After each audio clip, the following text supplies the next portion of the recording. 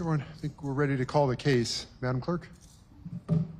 State of Wisconsin versus Ronald Schroeder, 21 CF 3608. Appearances.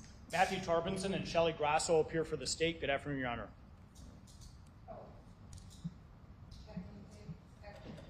Attorney Charles Glenn, Kathleen Pakes, and Colton Hannes. Thank you, Charlie. Mr. Schroeder. All right, thanks everyone. Good afternoon. We're back on the record in this trial. I understand the jury is present in the jury room. Anything before we get back to Dr. Sheets' testimony? Mr. Torbenson. Briefly, I'm going to show 2 images of Hannah during the presentation this afternoon. I think we have a new camera person. I know they're probably aware of it, but in an abundance of caution, I'm just indicating that those are not to be shown publicly in any news stories about the case. All right, thank you. Sir, okay, thank you, sir. All right, and then anything else from the defense? No, Judge. Okay, all right, let's bring in the jury, please.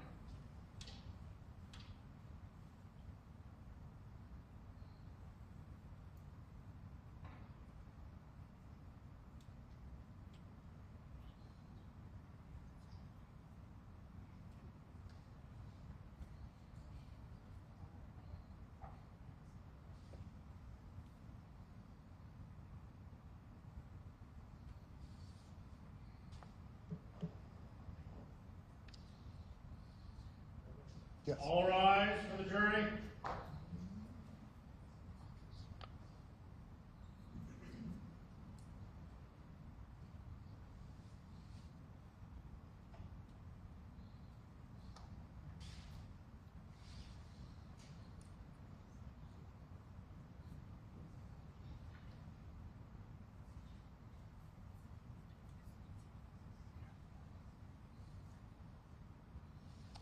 Thanks, everyone. Please take your seats. So, welcome back, members of the jury. Thanks for being on time again. We are back on the record with the state's case. We're continuing with Dr. Sheets' testimony. Dr. Sheets, you're still under oath? Yes, sir. Okay, we'll start with Mr. Torbenson. Thank you, Your Honor. Dr. Sheets, I think before we broke for lunch, we were talking about the chart that was contained within your report outlining the similarities between the case of Catherine and the case of Hannah. Before we get to that chart and the specifics of that chart, I want to talk about another topic with you. The radiology images in this case, are those available anymore to be reviewed? No. How long ago was it when those radiology images were purged? So my report is incorrect in this. I said in the report that they were purged in 2006. They were actually purged in 2009. But all records before and including 2006. So when we went to a PACS system, which is a digital x-ray system, that was in 2009. That's when they went back and purged all records leading up to 2006. When you don't have radiology images to review and you're conducting a review on a case like this, how can you have confidence in the information you're reviewing in order to put it into a report with regards to findings?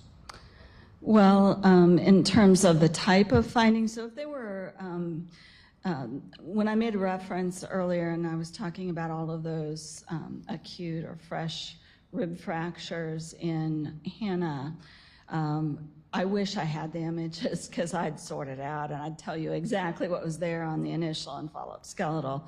I can't do that, but what I do know is Dr. Greenbaum went over those images with the radiologist and determined which ones were fractures. And the healing fractures are really pretty easy to identify, especially when you do more than just a chest x-ray, if you do a skeletal survey where you're actually looking at the bones. And so I have to have some confidence that since the images got such scrutiny then, that they were real, because that's how child abuse medical experts' work. Whether there were actually 13 rather than more than that, I don't know, but I know she had an oxygen requirement. I mean, it was consistent with how sick she was. She had 13 new rib fractures, which was the only thing that was causing her to need oxygen. She didn't have pneumonia. She didn't have anything else going on. So I am confident that she had multiple acute rib fractures. The healing rib fractures that are detailed with Hannah, there were 4 on the left, I'm confident of because they're pretty easy to see. When we talk about the 4 rib fractures in Katie, not only was one of those seen on just her chest x-ray, but then she went to autopsy that same day. And so obviously when you're actually looking and feeling the bones, and they were documented to be healing rib fractures. So I'm confident of that. In terms of the head CT, the becomes most relevant on Katie, the baby who died in '91. And so I have a report of what was seen on the CAT scan, the CT head.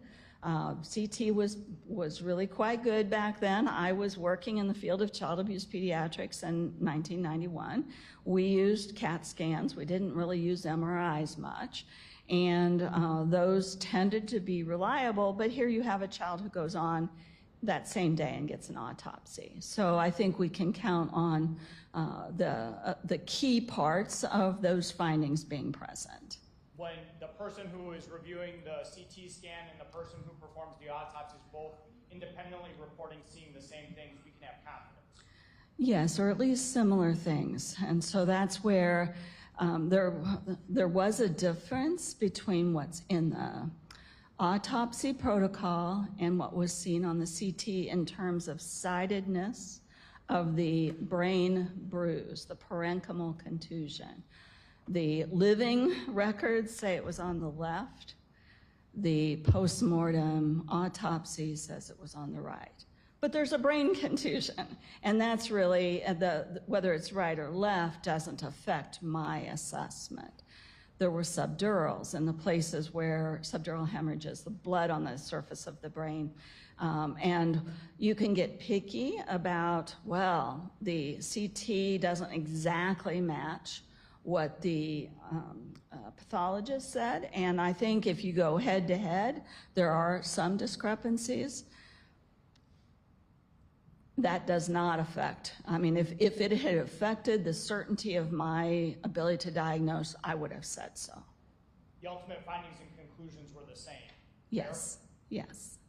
You mentioned that you know that Dr. Greenbaum reviewed with radiology all of the radiologic images for Hannah Schroeder. How do you know that that happened? She documented it. She documented in the medical records? Yes.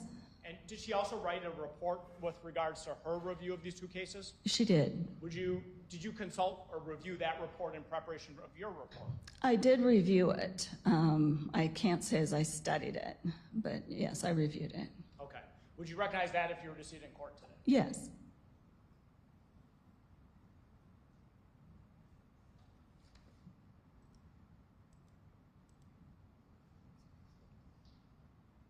Do you recognize what is State's Exhibit number 67? Yes. What do you recognize that as? That is the report that Dr. Jordan Greenbaum prepared at the request of Attorney Jasmer in Waukesha County. And that's with regards to her findings relative to both Catherine Schroeder and Hannah Schroeder? Well, she really did focus on Catherine or Katie and Hunter in this report for the purposes, so this report is dated March 8th of Sure. If you hang on a moment, Doctor.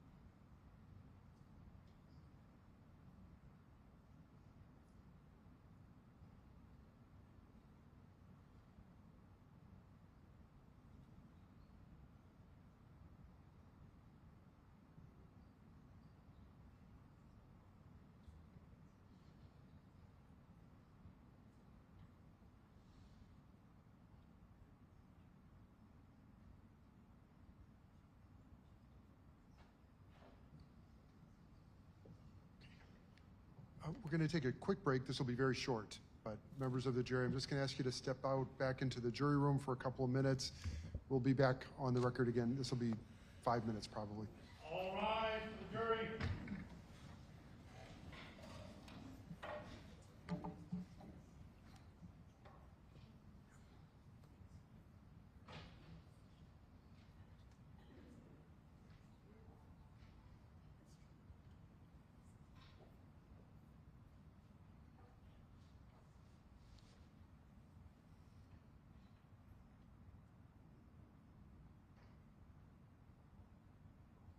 Everyone, please take your seats.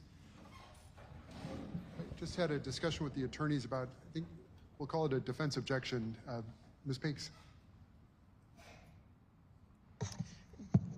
Judge, the objection is to any reference to Hunter. It's my understanding that his records were reviewed and there was that he was abused, and to reference the fact that they were referred at all suggests to the jury they're going to make up what they don't know. So I'm objecting to any reference to Hunter. Mr. Torbenson. I think that the report authored by Dr. Greenbaum compares all three children, but in it she says that she can't make any definitive findings about Hunter because he was not seen after the incident that was reported. What I can lead in this particular portion, because in essence what I was trying to say is that Dr. Greenbaum did in fact review the situation involving Catherine and Hannah and wrote a report regarding those two children, which I think is contained in that exhibit. Okay. All right, well, after hearing from the attorneys, and this was an issue we had discussed in chambers earlier today as well, Doctor, I am going to ask you not to make any references to Hunter. Okay. Because I understand he wasn't part of your report, so. That's correct. All right, and that could be prejudicial to the defense if the jury might draw assumptions based on any reference they might hear. Okay? Yes. All right. All right, anything else before we bring the jury back? No.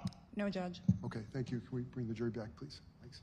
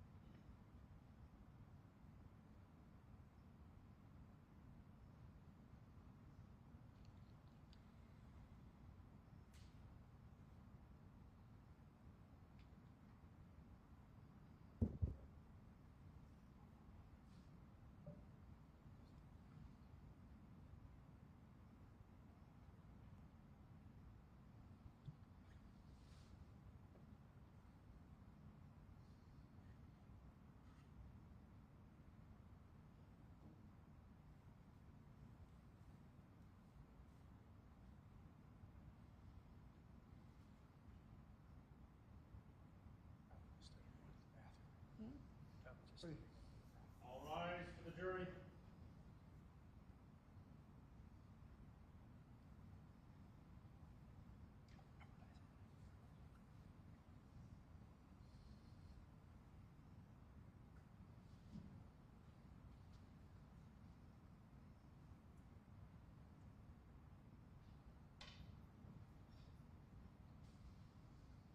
Please take your seats, everyone. So the jury is back in the courtroom. Back to Mr. Torbenson. Thank you, Your Honor. Dr. Sheets, State's Exhibit 67, Dr. Greenbaum's report. That report does in part analyze the injuries to Catherine and the injuries to Hannah and then compares them. Is that fair? It does. Okay. And that report also contains Dr. Greenbaum's ultimate findings and conclusions? It does. And that was something you reviewed in part in your preparation of your report in this case? I did. Okay. I'd move State's Exhibit 67 into evidence. No objection to it being admitted. Exhibit 67 is received and marked. Dr. Sheets, is there on State's Exhibit 67 a date on which that report was released to law enforcement? The date of the letter or the report is March 8th of 2005. released, now I see a stamp saying released for law enforcement purposes only, 7/18 of '06. 7/18, July 18th of 2006? Yes. Are you aware, to your knowledge, of any additional investigation done after that report was ever released to law enforcement? Not that I can think of, no. Okay. I now want to go back to the chart that we were talking about before lunch. Do you recognize what's being depicted on the screen in the courtroom on both monitors? Yes. What is that? This is part of the chart that's in my report comparing similarities between Katie, Catherine, and Hannah. So the first one that we talked about before we broke for lunch was their ages at the times of their first admission to the hospital with that abdominal bruising. Is that right? Yes. And that's what we see in that first box? Yes. What are the next boxes? What do we see in the next boxes? The next box was the reason that the girls were admitted both times with the abdominal bruising, and it was virtually identical. Difficulty breathing, regurgitation, oronasal blood. Oronasal just means mouth and nose, and that was the same really for both girls. The next one talks about multiple sentinel injuries, and this morning we spent some time learning about the significance of sentinel injuries, especially when you're evaluating a child for physical abuse. What did we find in this case with regards to both of these children? That before the admission, they had had sentinel injuries. In their history? Yes.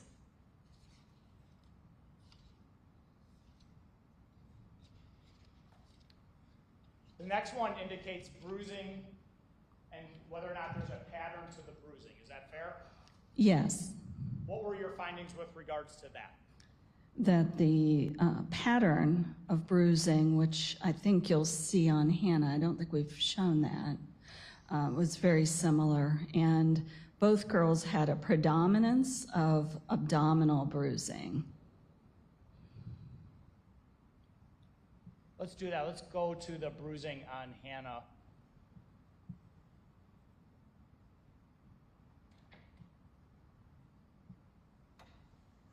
So this is slide number 13 on what is the PowerPoint that will be marked as case exhibit number 68. Are these the injuries that were documented in the medical records for Hannah? Yes. If we move on to slide number 14, what do we see here? You'll see there are two photos of Hannah. This is one of the two, and focused obviously on her abdomen and her lower pubic area.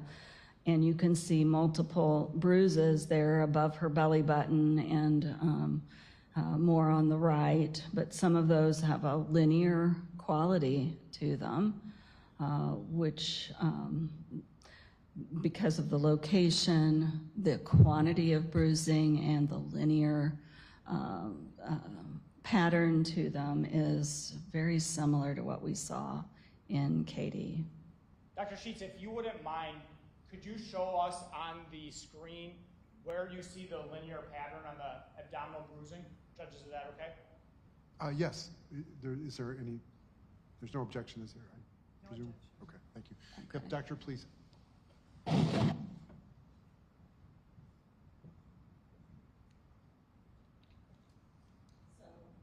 she had the linear bruising here on the low chest. Her sternum or breastbone is right here. And she had that, which was also some similar bruising apparently present even before this admission. But then she also had these areas of linear bruising here. And you can see some over here. And then there are some that are not linear, just kind of, I'm not sure I call them as much patterned over in this area, but some of them were certainly linear with a little bit of curvilinear to them. And with a predominance on the right side over the left side? Yes, in the epigastric and a little bit more on the right. She also had this bruising down here, cluster of bruising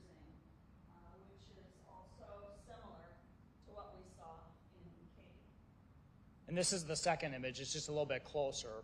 I don't know if that helps or not.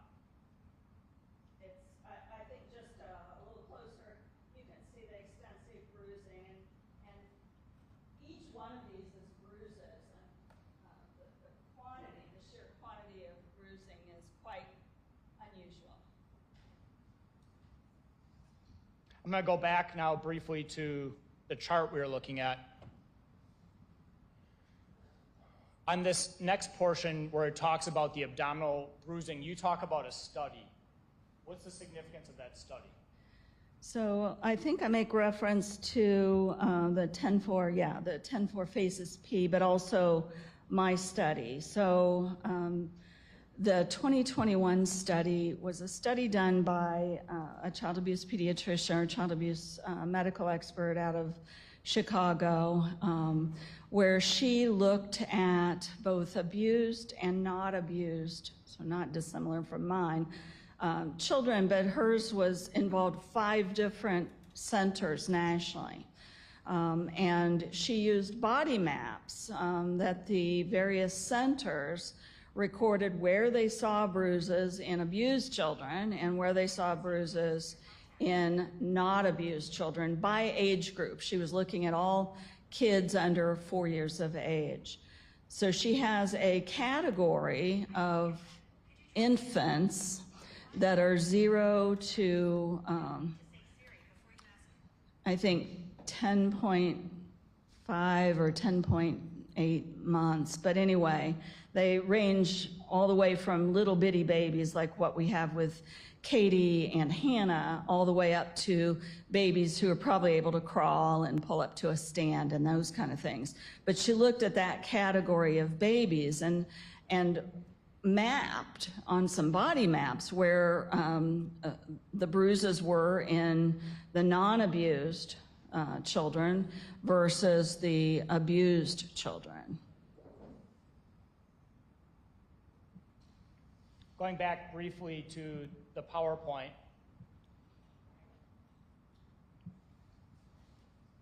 What do we see on slide number 17? So this is the chart out of that published research, and note the ages here. So we're dealing with babies. All of them were babies, but from 0 months to 10.8 months. And so a typical 10.8 month baby can often pull to a stand, they can often crawl, they are mobile a little bit, and some of them can even cruise or walk. So they're a little bit different than Katie and Hannah, but this is what I've got. She lumped them all together. So what you see on the left are where bruises were seen in this whole age category for non-abused babies. And you'll note that there's just an absence of bruising on the abdomen. But even when there's abuse, which is on the right, you do see bruises on the abdomen. But still, I think it calls to light how highly correlated that is with abuse. And remember, this is a map of hundreds of children. I think, yeah, it says up there, the map on the right is a map of 160 children. The map on the left is a map of 180 children. So this is a composite map. It's not like that's a representative of all of them. Doctors were putting on where the bruises were on individual children, and it shows up as a composite there on the right. So this is the previous slide on there.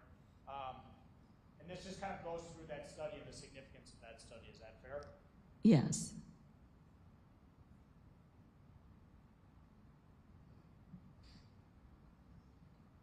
So reviewing that in conjunction with this particular case, the case of Katie, the case of Hannah, you were telling us in your personal career how extraordinary the bruises on the abdomen of these 2 children were. Is that fair? It's my professional career. Professional Yes. career. Yes. Yes, I've not seen so many bruises on the abdomen of a child ever as these 2 girls. And when I have seen bruises, it's been more typical of a single, like a handprint or pinches. But to see so much bruising focused on the abdomen of such young babies is just quite unusual. The next box says abdominal bruising associated with respiratory distress. We've talked a lot about the similarities between those two events, as well as the location of the abdominal bruising being with a right predominance. Is that correct? Yes. Okay. And then the last one you have is respiratory distress associated with choking episode. Tell us about the significance of that. Well, the significance is that if you squeeze the abdomen of a baby, that they're not going to be able to breathe very well. And the fact that these bruises are associated in both girls with this really severe respiratory event is indicative to me that those bruises are associated with, it confirms my hypothesis, and that is that was from squeezing of the abdomen. You do that and you'll cause a baby to spit up or vomit. It's hard for them to breathe because they can't, if you've ever seen a baby breathe, their belly moves out and in, and they can't breathe normally if somebody's squeezing their abdomen and chest. Moving on to the next page of your report, the next category that you examined with regards to the similarities of both girls was the fractures located in each child. Tell us about that. It's just the similarity again. It's a squeezing mechanism, but both of these girls had rib fractures that were highly correlated with child physical abuse. In Hannah, it was the cause of her breathing problem after the initial presentation. She had the bruises, she'd been squeezed, she had multiple rib fractures, and she was actually in the hospital for 10 days, which is a remarkably long period of time for rib fractures.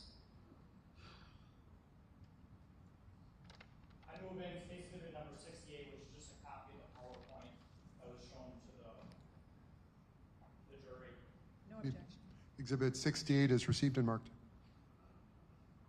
Dr. Sheets, with regards to your ultimate findings and conclusions, do you have an opinion based on the entirety of the records that you reviewed in this case as to whether or not Catherine Schroeder suffered abusive head trauma?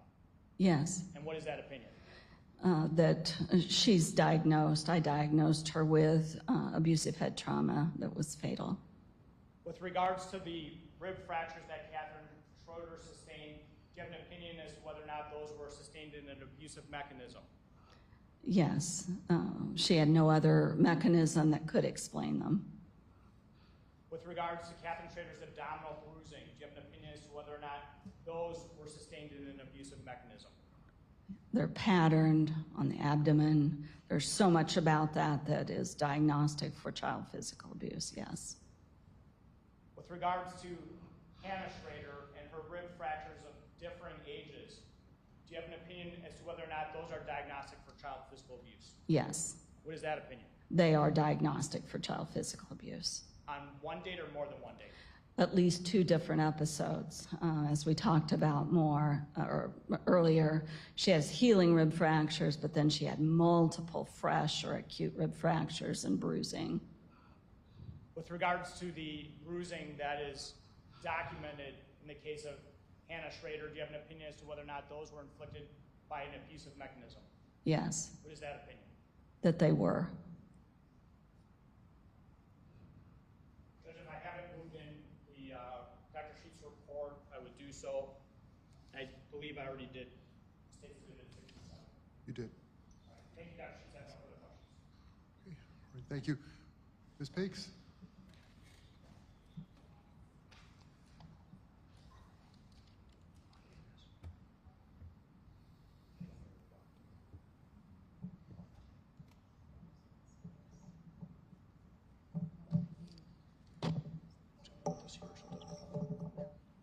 Good job, good skill.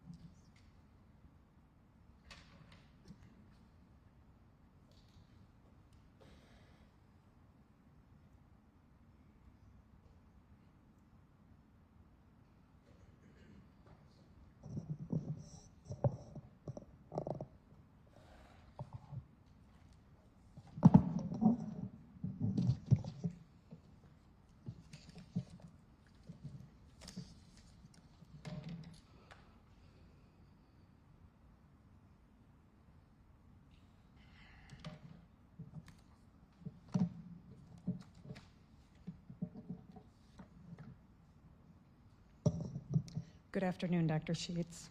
Hi, Ms. Pikes. It's nice to see you again. It's nice to see you. Doctor, before we get too far, we talked a lot at the end of that about bruises, and you recognize that bruises can be caused by accidental means, correct? Yes, And you also recognize that bruises can be caused by life-saving measures, correct? yes, Okay. which is an accidental means. Correct. Dr. Sheets, you indicated that you're a professor of pediatrics. Are you a professor of child advocacy and protection? So the professor is with the Medical College of Wisconsin. It's pediatrics. I'm a board-certified child abuse pediatrician. Okay. And so on your curriculum vitae, when you indicate you're a professor of child advocacy and protection, what does that mean? So I'm a professor, and I'm in the actually developed or largely developed the program called Child Advocacy and Protection Services. There's an academic component. This gets a little confusing, but if you think about the Children's Hospital and the Medical College, there's this academic piece that's involved in much of what happens at Children's Hospital. The academic section is called Child Advocacy and Protection, and that's within the Department of Pediatrics. So a little confusing. Correct. And is it through that, the Department of Child Protection and Advocacy that Mr. Torbenson consulted with you? It's a division. I hate to be picky, but it's not a department. The department is of pediatrics. It's a section or a division, but yes, he consulted me as in my role in that capacity. Okay. And as a child abuse pediatrician, your opinions are forensic, correct? You'd have to tell me what you mean by that, Ms. Pikes. So, thank you. So what I mean is when we take our children to the doctor and they're sick, we're looking for treatment into the future to make them better, to return them to health. Forensic is backward looking. It's looking at causation, correct? That would not have been how I defined forensic, but I'm glad to know that that's how you mean it. And as part of forensic, you're applying your medical knowledge to legal proceedings, correct? So the majority of cases that we see as child abuse pediatricians don't involve the legal system at all. Many don't even get reported, and many don't involve any legal proceedings. So most of the work is not forensic in terms of involving the legal system. Almost all pediatricians are involved in understanding causation, and so if that's what you mean by forensic, then I think that's true of most pediatricians.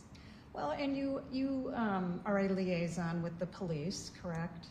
I don't know what you mean by that, a liaison. In the hospital, when you work as a child abuse pediatrician, you are often the liaison. You're working with community members, such as the police. So the cases that we do report and are reported to police and where police are involved, yes, I speak with police. And But I would not have called myself a liaison. Okay. And you also work with Child Protective Services? Again, when a case has been reported and they're involved, yes, I help them understand the medical information. And you also testify at court proceedings? Well, yes, as evidence today. And doctor, you've written on sentinel injuries, correct? You coined the phrase, correct? Yes. Yeah. And in your writings, you've discussed that when you're looking at children and you're concerned that there may be child abuse, you've written that safety of the infant is the paramount priority, correct? Would you say the first part of that again? Sure. Safety of the infant is the paramount priority. For pediatrics, that's true, yes. And so when there's a concern for abuse, you don't require 100% accuracy to report it. Correct. The law requires reasonable suspicion. Okay. And you would agree that child abuse pediatricians can make mistakes? Yes. Doctor, I'm going to give you what has been previously marked as Exhibit Number 1, which is a copy of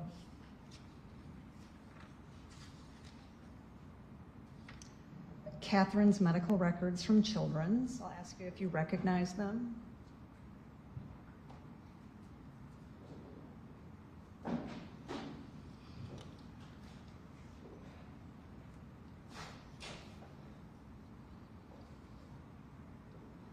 I recognize them. And doctor, I'm also going to provide you what's marked as Exhibit Number 5, which is a copy of Hannah's records, and same question, if you recognize them. So I don't know if these are complete, but I recognize that they are what you're saying they are. So number 1 is Katie's reference. Yes.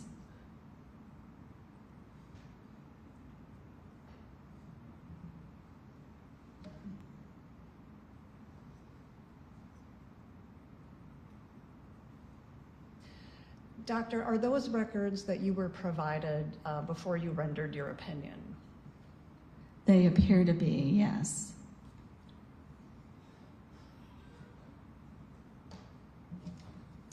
Now, Doctor, there are guidelines for the evaluation of child physical abuse, correct?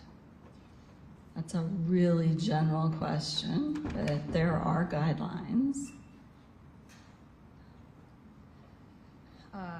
Doctor, I'll show you what's been marked.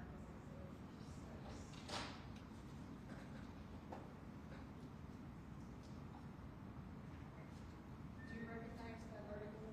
Yes. Okay. And can you tell us what it is? It's a publication from the American Academy of Pediatrics with the first author of Cindy Christian on it's a clinical report, they're not guidelines. Clinical report, the evaluation of suspected child physical abuse, I think at 2015, yes. And it's titled Clinical Report, and it's also titled Guidance for the Clinician, right? Yes, the clinical reports are meant to help pediatricians. So when I use the term guidance, it's in the sense that it says it's guidance for clinicians. You use the term guidelines, and those are somewhat different. Okay. And this guidance, it indicates that every case is individual, correct? Yes. Mm-hmm. And that in every case you have to take into account individual circumstances because all patients are different, correct? Yes. And the guidelines recognize, the technical report guidance clinical report recognizes that it can be difficult to know whether a child is abused. Is that I didn't hear the question, I'm sorry.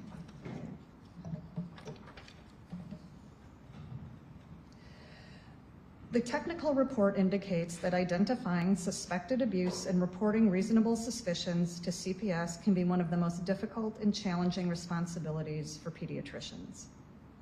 If you're reading from it, I believe you. Okay. And it also indicates the identification of physical abuse can be difficult. If you're reading from it, I believe you. Okay. Well, do you dispute that? Well, it can be, but it also in some situations isn't, so that's where, okay, you're reading from the report. Okay. And you would agree that there's no gold standard for abuse. There's no magic test to tell us whether a child was abused. No, there's not a litmus test for child abuse. So, doctor, I want to talk a little bit about the methodology that doctors use and child abuse pediatricians use, the differential diagnosis. You're familiar with that? Yes. Okay. And part of the differential diagnosis includes taking a history. They call it an HPI. I think it's history of present illness, correct? That's part of the history, yes. And it's an important part of every evaluation, correct? It is, yes. And the history of present illness it's what was going on in the day or the days or the weeks leading up to an event, correct? It can be. It varies depending on what the chief complaint is. Right, and you're looking for behavioral changes or a timeline of symptoms, correct? Often, yes. Well, you're looking for when the child was last well, because that may clue you in on when an event may have occurred. Again, these are so general, but often I'll answer that question. And would you agree that in young infants, changes in their behavior can be difficult to assess by both parents and physicians? You'd have to be a lot more specific than that, because most parents can determine if their baby's sleeping versus not sleeping. So please be more specific. Well, anyone could be sick and not realize it, correct? Anyone? Well, for example, when we had COVID, some people had COVID and did not realize it because they were asymptomatic or they hadn't yet developed symptoms. So you can have an infectious disease and not know you have it, yes.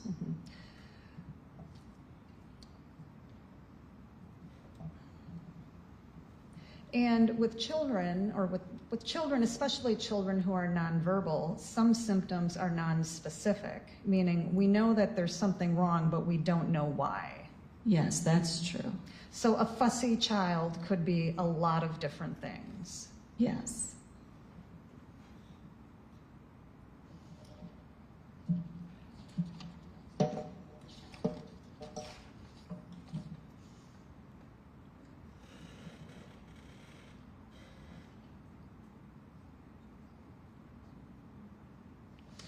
And so the guidelines in front of you, and if you could turn to page, it's E1341.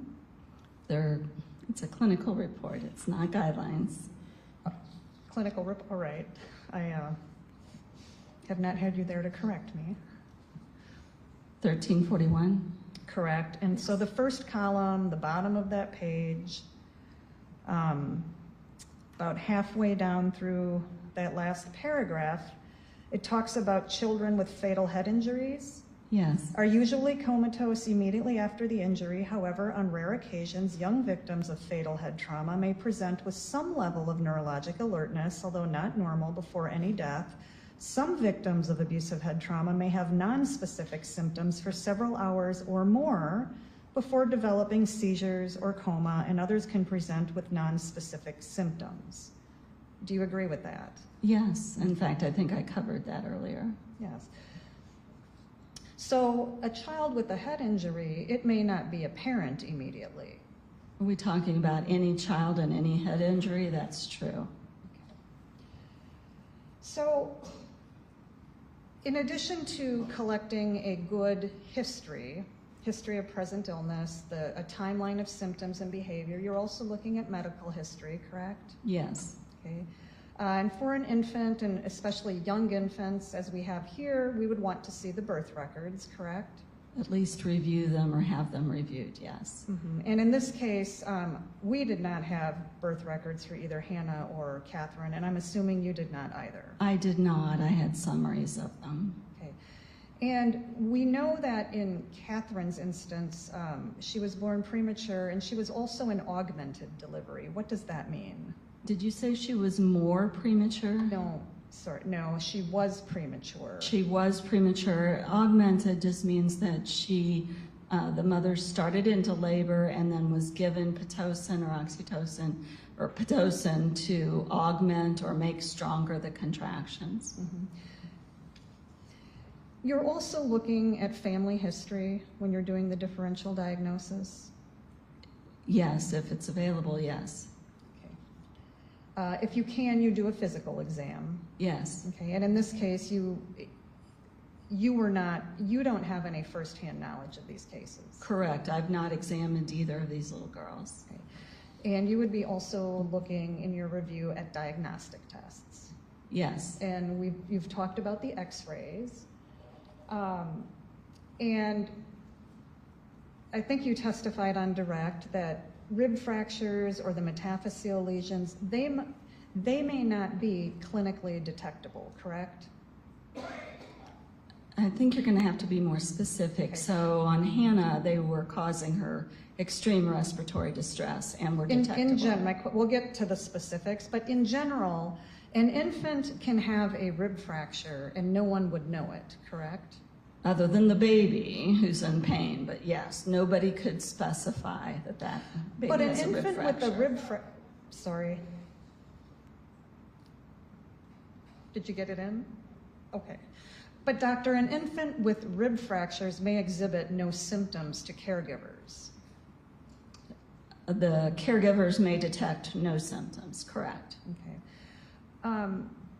And that's the same for, well, let me go on. And you also covered on direct that it's important to do repeat x-rays, correct?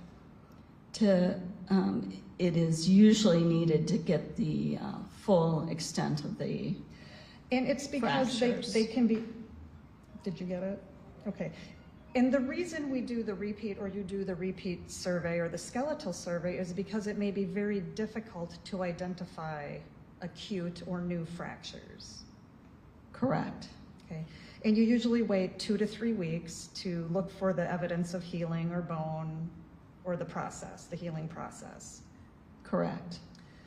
Another consideration in children is whether or not they have vitamin and mineral deficiencies that can affect their bone mineralization, correct? Correct. Because that may make their bones weaker and more susceptible to breaking during trauma. Correct. And in this case, there was an issue with Hannah who had osteopenia of prematurity. Yes, at least in some of the bones. In addition to the x-rays, you talked a little bit on direct about the CT scans, and these are, I think, very important in head trauma or suspected head trauma cases, correct? Yes. And the CT scan is a series of images. They're gray and white and black, correct? Yes. And it's a series of images taken from the front to the back of the brain in slices, correct? Yes. Do you know how many images were taken in this case? I don't. In Catherine's case? I don't.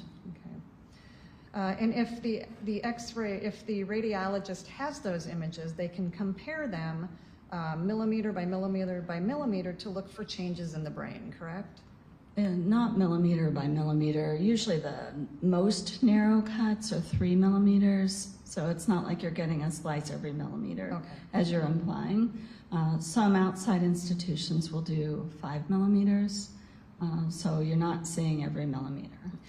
And a CT scan allows you to look for abnormalities in the brain. Some, yes. And abnormalities could be due to disease, correct? Yes. They could be structural. It could be something with the natural development. Yes. And it could suggest some type of trauma. Yes. And trauma can be accidental or not accidental, correct?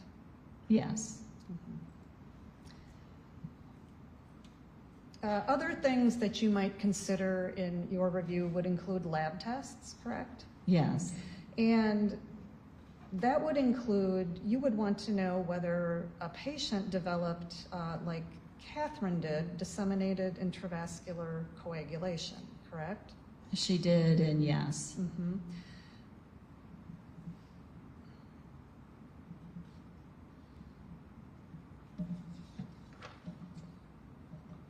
And disseminated intravascular coagulation, I think we heard from Dr. Weigel, is a condition where a patient can't clot and they will bleed, or bleed more than a patient that doesn't have the condition.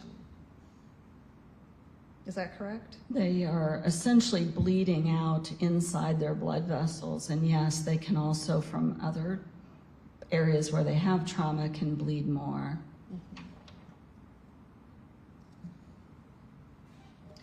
So in this case, you're coming in 30-ish years later, right? Your report stated February 1st of 2023, correct? Yes.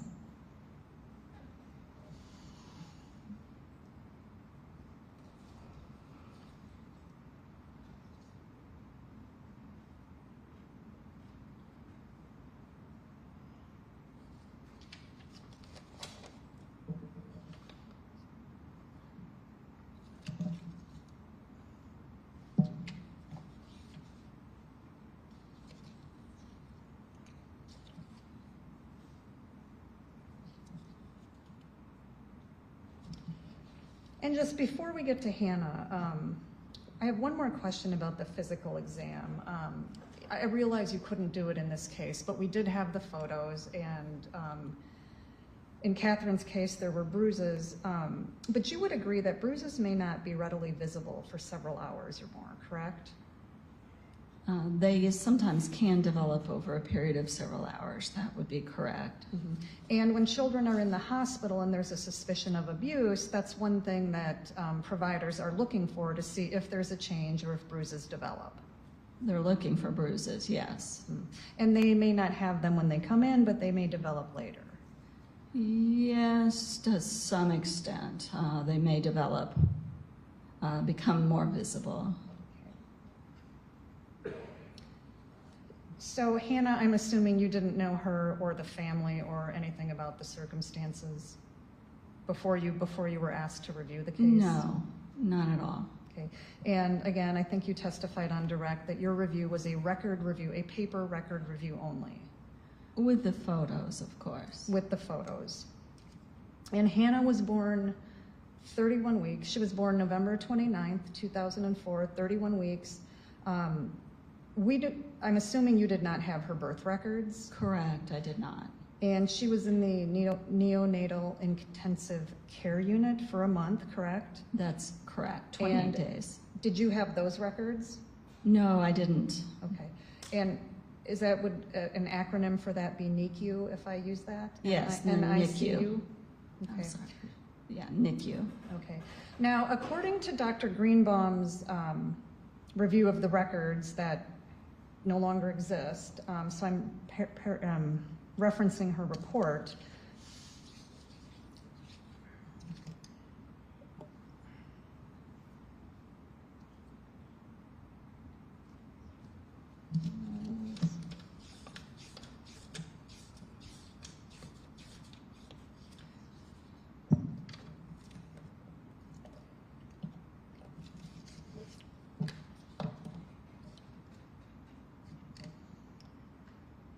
So according to her report, Hannah had a chest x-ray on the day she was born, on 11/29.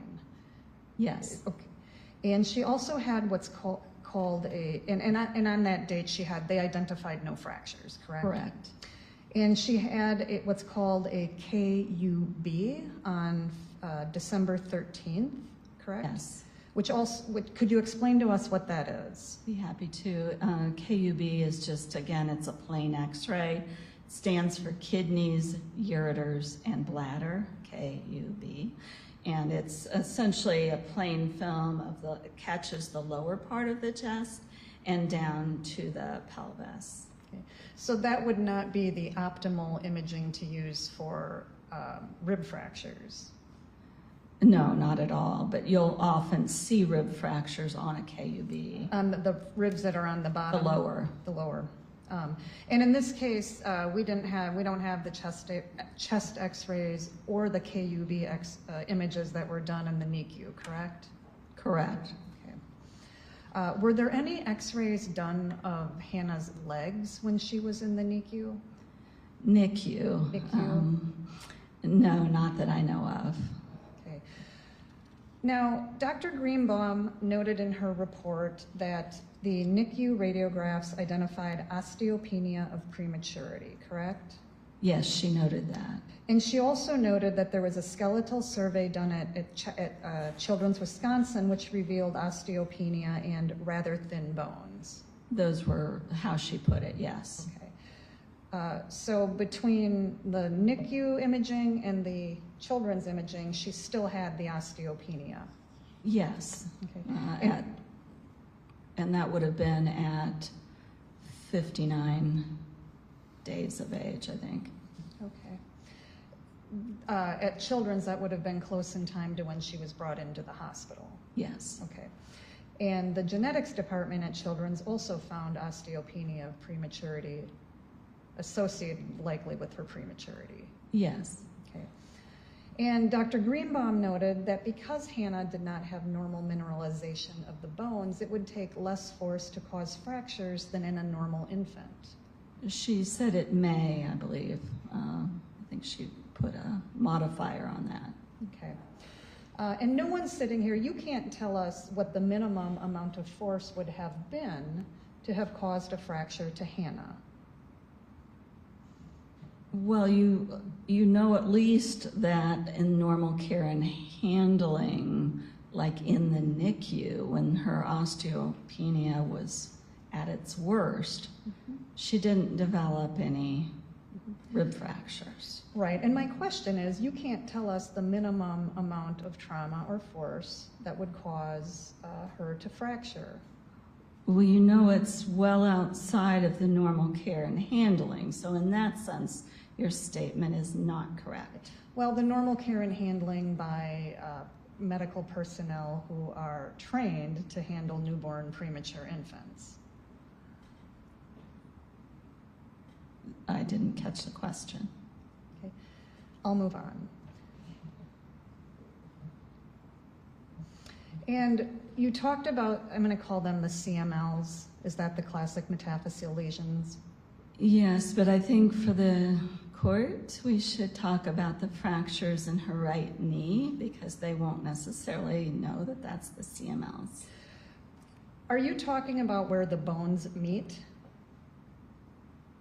for the CMLs? So a CML is it's in the metaphysis of the bone. So at the end of the bone, there's a growth plate, and the bone that is closer to the long bone is the metaphysis. So they're not touching each other as your hands might demonstrate. So they're at the end of a bone. Yes, they're near the end of the bone. Okay. And I think you indicated in your report that they're really difficult to date because they heal without callus. Correct. They usually cannot be dated. Mm-hmm. And we don't have x-rays from the NICU to know whether she would have had them or not. Other than they would have healed by then. You stated it's very difficult to date them, so how do we know how long it takes them to heal? Well, there are limits to, I can assuredly tell you that no one in this room has a CML. So there are limits to our dating, and we can't be precise about dating, but if, and CML would never be expected in a NICU, normal care and handling would not cause that. But if she had one in the NICU, usually, unless somebody's continuing to abuse the leg, they would usually heal completely in 2 to 4 weeks. Okay. But what if they're being constantly manipulated? Would that delay the time frame for healing? If they're being manipulated in a way that causes re-injury, absolutely. Okay. So, Doctor, in the records that you have in front of you for Hannah, there was, I believe it was the social worker interviewed the parents, and I'm referring to page, if you look on the bottom, Doctor, look at the blue number. Yes, ma'am. 1883.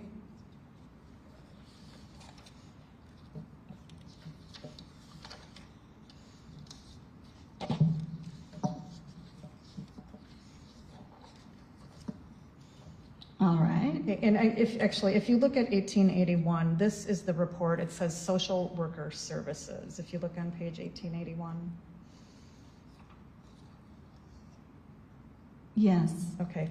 So the parents were interviewed when Hannah was in the hospital, and they were interviewed about the fractures. And back to page 1883. Yes. And the parents reported that since coming home, Hannah was getting fussy and or crying when her diaper or clothes were changed. When done, she calms down. The parents didn't think anything of this. Do you see that? I remember reading it, but so not seeing it. But page 3, go down about the middle of the page. It says, it's handwritten, correct? Yes. And it says, regarding REG period FX fractures.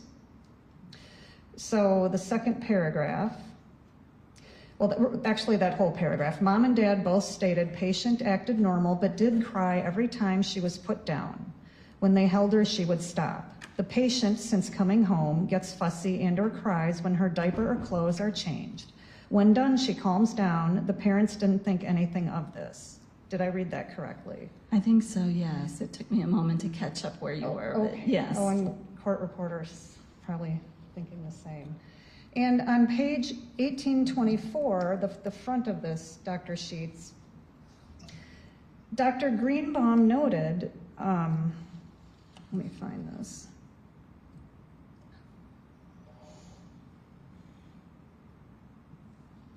So on page, are you on page 1824? It's the first page here, yes. Okay, so that first big paragraph that starts according, Yes. 1, 2, 3, 4, the fourth line, all the way to the right, Yes. Dr. Greenbaum states, she, meaning Hannah, was somewhat fussy when manipulated, diaper changes and clothing, and this is what the parents reported. And then Dr. Greenbaum notes, but this was noted in the NICU, and thus was not a new development. Yes. Okay, so Hannah is having symptoms at home that she's crying and fussing when they're changing her clothes or her diaper or moving her, but it's the same behavior she had in the NICU. So how are we going to rule out that she had fractures when she was in the NICU? So you say those are symptoms. So speaking as a pediatrician, it is very common for little babies to not like to have their diapers changed.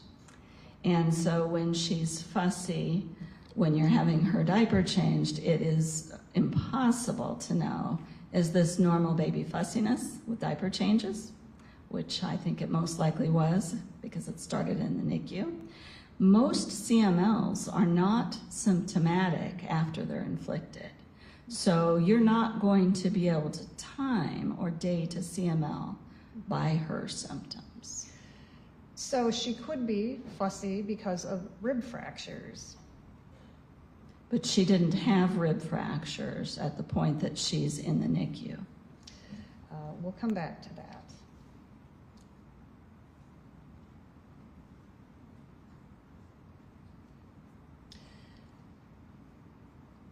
So the last chest she had one chest x-ray on the 29th when she was born. She did not have another chest x-ray until she had left the hospital and returned, correct? Correct. It's at the point, it's on January 7th. Okay. So there was no chest x-ray done the day she was discharged from the NICU? Correct. Now, when Hannah was in the NICU, according to Dr. Greenbaum's review, I don't have the records, Dr. Greenbaum indicated there were 4 apneic events and an abnormal event study. Yes. And is that something related to her breathing? So she was premature. Many babies who are premature have what are called A's and B's, or apnea and bradycardia. And she had a few of those, 4 episodes that are documented in Dr. Greenbaum's report. That's not really respiratory distress. That's really with the brain forgetting to breathe periodically. And she was treated with caffeine. And she was discharged home with an apnea monitor, correct? Correct. And so an apnea monitor, I think, is a strap that the parents would have to put around the chest area of the baby, correct? The upper chest, not where you're demonstrating. Well, we don't know how people actually put it on unless we're there. Well, we do actually, because Dr. Greenbaum documents that when she has the parents bring in the monitor and the strap. And was Dr. Greenbaum there in their home with them? No, they brought it into the hospital. Okay. And the apnea monitor, are there leads on it? Are there wires on it? I would, this is old-timey medicine, and I honestly don't remember. Okay. Well, the apnea monitor, it sends out a signal, correct? It alarms if the baby doesn't breathe after X many seconds. Okay, so there's the strap around the middle, and then there's a box somewhere that signals an alarm. There is a strap on the chest, yes, and there's some sort of box. And where does the alarm come from, the strap or the box? I presume the box. The strap is detecting, but it's the box that's interpreting. Okay. Dr. Sheets, Dr. Greenbaum's records also indicate that after she was released from the NICU, she had 2 follow-up visits with her primary care doctor, one on December 31st and one on January 5th. I assume you didn't have those records. No, I didn't. I just had her interpretation. Okay. And I'm assuming these were office visits. That's what her report indicates, yes. And so how would premature Hannah get to the visits? In a car? I'm not sure I understand your If question. the parents are transporting Hannah, they're putting her in a car seat, correct? So at that point, you would hope so, yes. And I'm wondering, in a child that has osteopenia of prematurity and is premature, if they're manipulating her and taking her in and out of a car seat, if this is something that can cause acute fractures in a premature infant. So I think you need to understand her osteopenia prematurity a little bit more. I think, but unless you ask me questions, I won't go into that further. But no, absolutely not. Putting in and out of a car seat would not cause fractures in this infant. But you stated earlier, no one can tell us the minimum amount of force that would be necessary to cause fractures in infants. I didn't quite say that. I said that it would be something well outside of the normal care and handling. Normal care and handling is typical of what you're doing when you're putting an infant in and out of a car seat, in and out of an incubator, in and out of somebody's arms. So no, you would not expect to see rib fractures. Is there a study? Has this been studied and reported in the literature? The living study is so many prematures. In fact,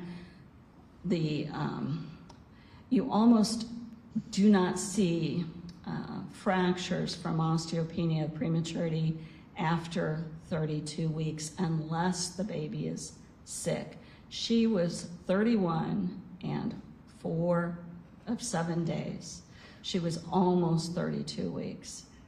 So the study is a natural study of thousands of well prematures that do not have rib fractures from normal care and handling. But we don't know unless every child with the condition is x-rayed, correct? Well, Hannah, we knew without even an x-ray that she had acute rib fractures. So your statement isn't absolutely correct, but you're correct in that you can have rib fractures and not detect them. My point is that infants that have osteopenia of prematurity, they're not automatically x-rayed.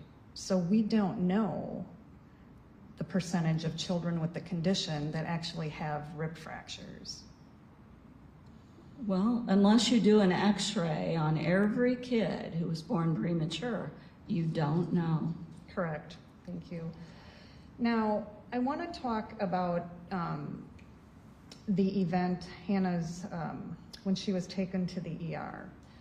Now, Nicole, her mother testified, but understandably did not have a lot of details from the event. So I'm going to recreate it from the records.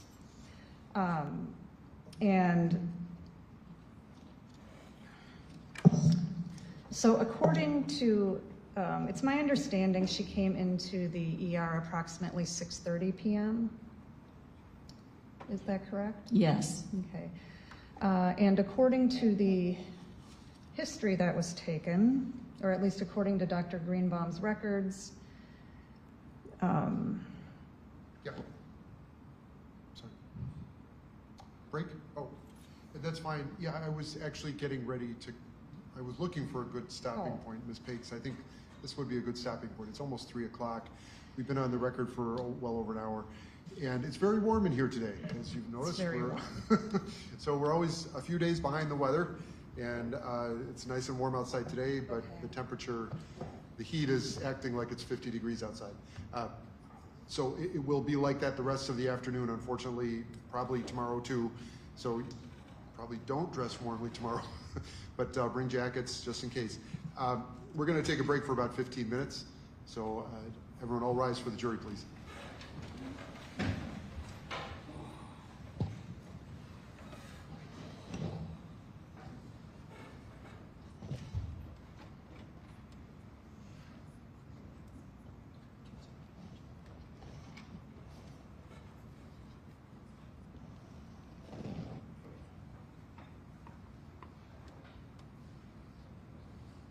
Everyone, please take your seats. A couple of issues. Doctor, I think you referred to Exhibit 6. Madam Clerk just reminded me, I'm not sure if we're talking about State Exhibit 6 or Defense Exhibit 6. Exhibit 1, 5, and 6 up there now should all be defense exhibits. Okay. All right, thank you. Okay, other issues? The jury's out of the courtroom right now. Any issues? We'll start with Mr. Torbenson. No. And Ms. Pakes, Mr. Glenn? Yeah, Your Honor, I just wanted to say that I had a couple jurors were starting to nod. That's why I did that. I didn't want you to think I was trying to run your courtroom. No problem. I noticed the same thing. I was just looking for, I was going to look for a break at 3 o'clock.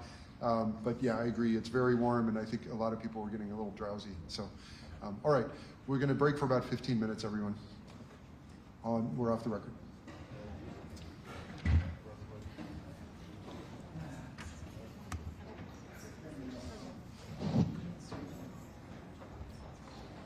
Thanks, Doctor. Sorry about the temperature. It really isn't hot to me, Oh, but you don't I'm think so? fine. Okay. It was so cold in here last week. Yeah. Literally, it's about 20 degrees. Well,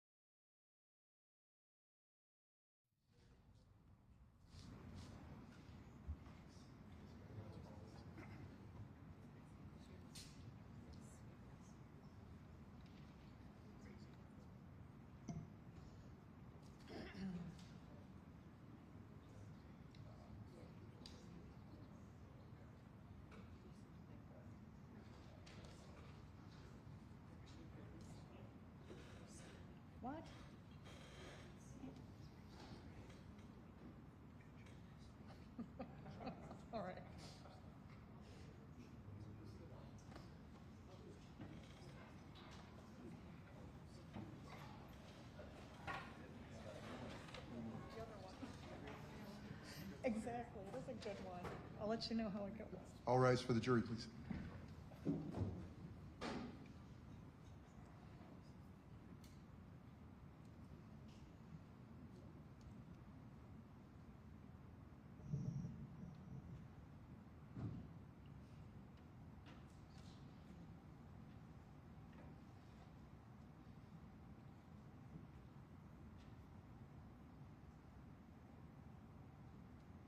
Thanks, everyone. Please take your seats.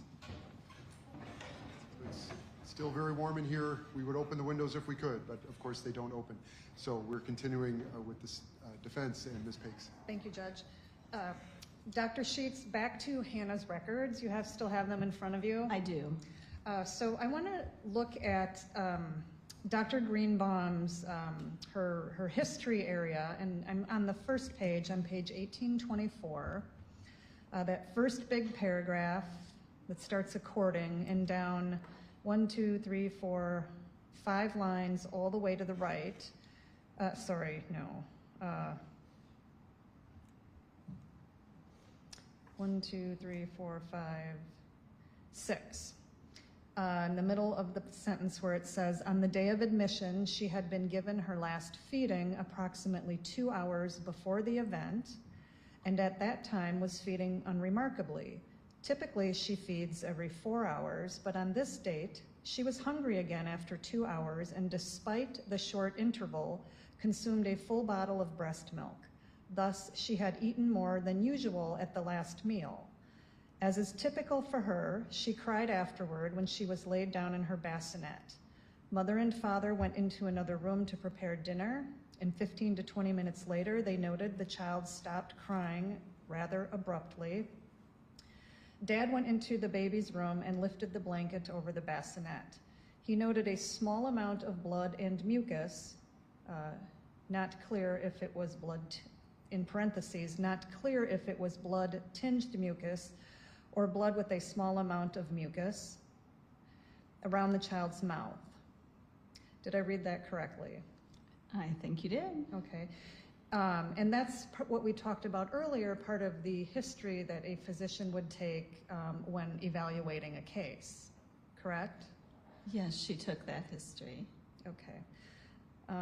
And then a little farther down, the father lifted the child out of the bassinet, set her on the living room floor. The parents decided to bring her upstairs to the bathroom to suction her. They began suctioning her nose, and the volume of blood and mucus seemed to gradually increase. After they had essentially cleared out the child's nose and mouth, she abruptly spit up milky formula, and now there was a fair amount of accumulated bloody milky formula on the child's shirt and face. After spitting up, the apnea monitor went off briefly, parentheses, parents estimated 5 seconds, parentheses, but the child began breathing once again when they flipped her over during their attempts to clear her airway. Did I read that correctly? I think in essence, I'm so familiar with it, I'm not really following, but you're reading it, so. Okay. Let me ask you this. When it talks about suctioning the nose and blood coming out, is the nose a sensitive area that can bleed?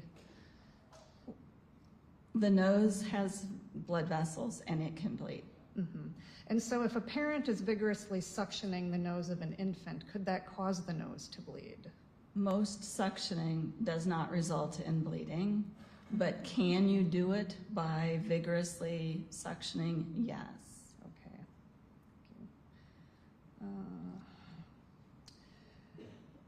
Now, sorry, I have to jump around.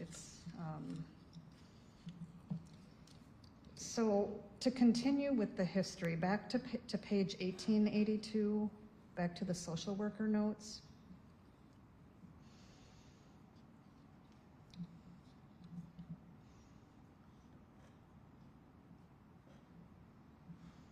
And so after they flip her over to clear the airway, and I'm about a little over half down the page, the parents had been switching the patient around, putting her on her back, no CPR compressions by parents. When the officer arrived, he placed the patient on her stomach and was patting on the back. Is that correct? Yes, I mean, that's correct with the history. I wasn't, again, following, but So you're aware that the parents called 911 in this case? yes. Okay. And we don't have, at least I don't have a report from the officer or EMS. You didn't have that either, I'm assuming. You mean like the transcript from the 911 call? Correct. I don't think from this one, no. Okay. And you didn't have the EMS, EMS also arrives in this case, correct? I believe so. I think the police is the first one on site. And we don't know how long the parents were patting her on the back before the officer arrived, correct? No, I don't know. Okay. And when the officer arrived, hold on.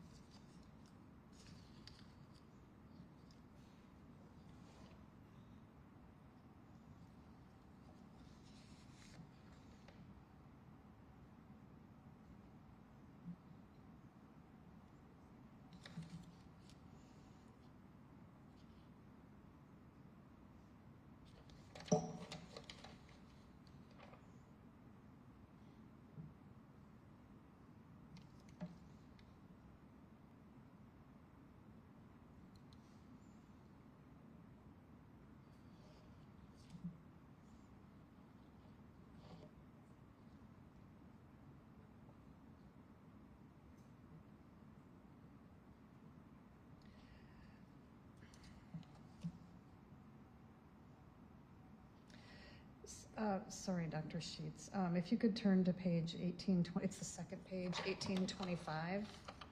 And this is back to Dr. Greenbaum's history. She states the mother and father estimated the police officer arrived within 2 minutes, took the child, flipped her prone, rested her on his forearm and patted her back. And then the EMTs arrived approximately 3 minutes after that and took over resuscitation. Is that correct? I believe so, yes. Okay. And you don't, you haven't seen an EMT run sheet? I don't think so. Okay. According to Dr. Greenbaum, who saw the EMT records, the chief complaint was that there was a choking episode, but when they arrived, she was breathing normally, and she had vomited blood and breast milk, and this came out her nose and mouth, correct? That's what she says, Okay. yes. And the father went with EMS and the patient in the ambulance, and at some point in the ambulance, her apnea monitor went off again, correct? That's what it says. Okay.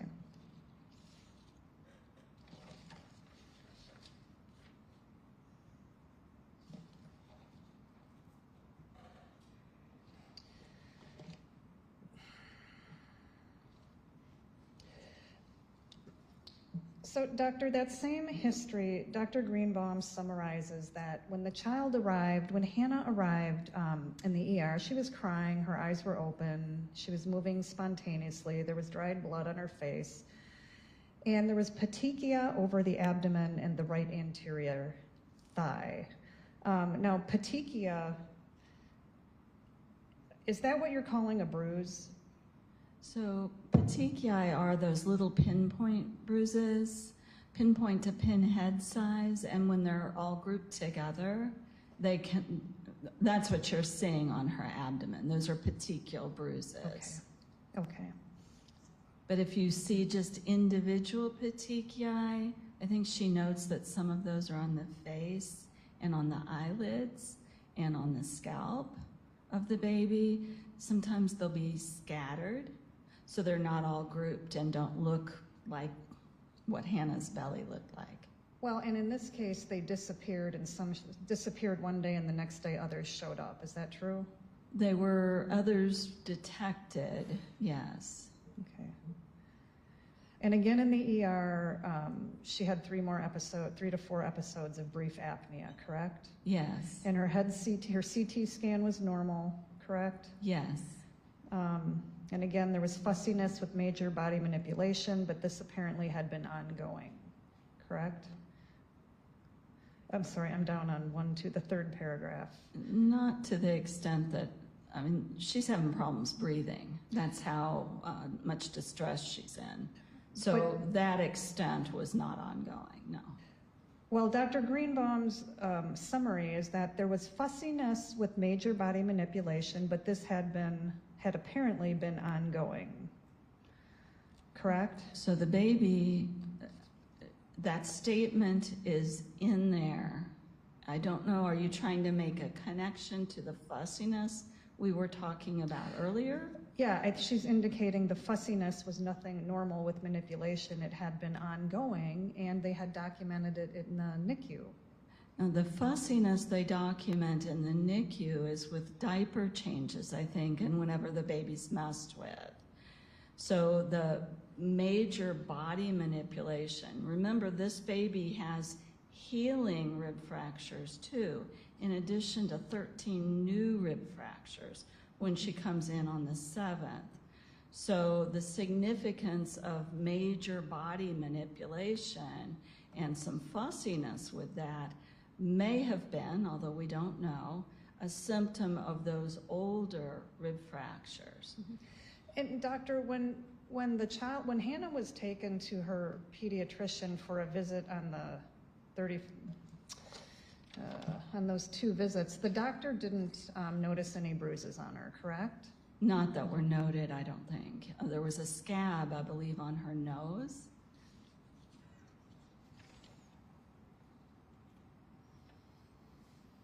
And I'm assuming if he had noted bruises, this is something that would have been noted in his records. If he had seen them, yes, I think that he would have noted them.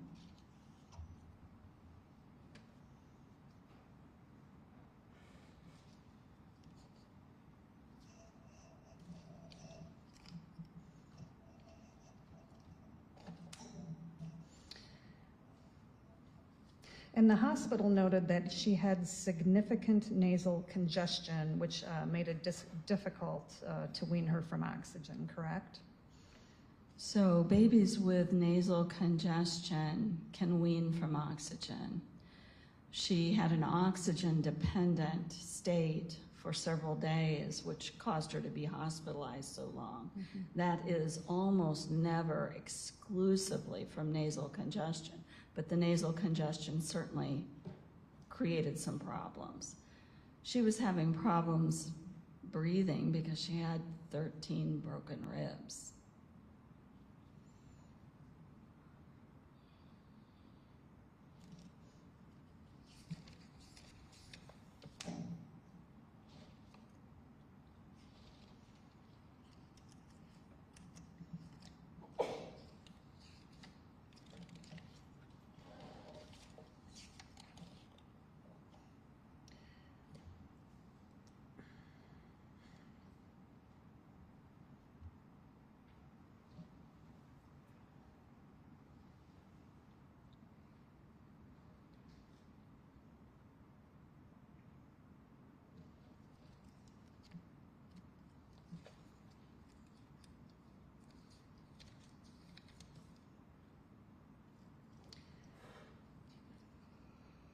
So, doctor, if you could turn to page 1850.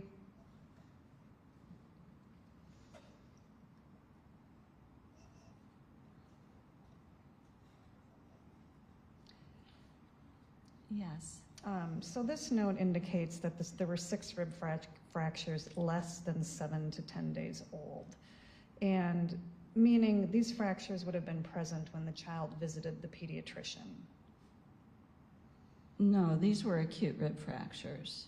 Is that what you're talking well, about? It says they're less than 7 to 10 days old. So this is a social work note that you're looking at for medical information? Mm-hmm. I wouldn't do that. Okay.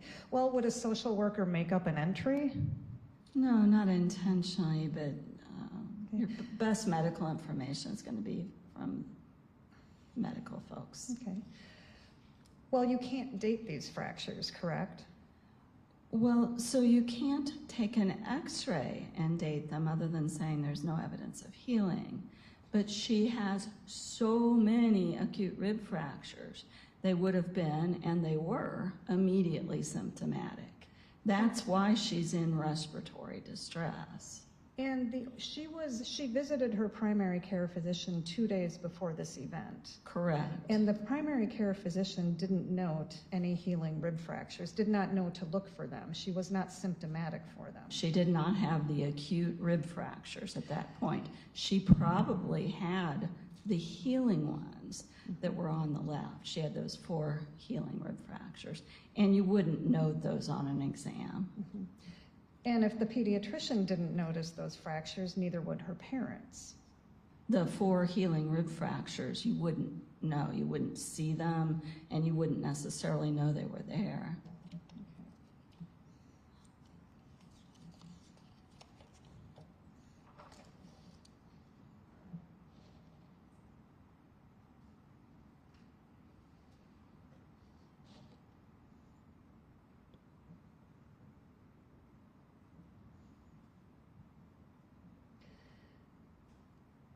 Doctor, when the new petechiae appeared the next day, where was it? Well, I'd have to look at the notes. I don't recall. I think it was on the abdomen that new petechiae were noted that hadn't been previously noted. Okay. And there had been no petechiae noted at the pediatrician visit on the 5th, correct? Or at least it wasn't noted in the records. Well, I would assume it wasn't noted. She had the scab on her nose that had had previous bruising, but no, there was no petechiae noted on the 5th.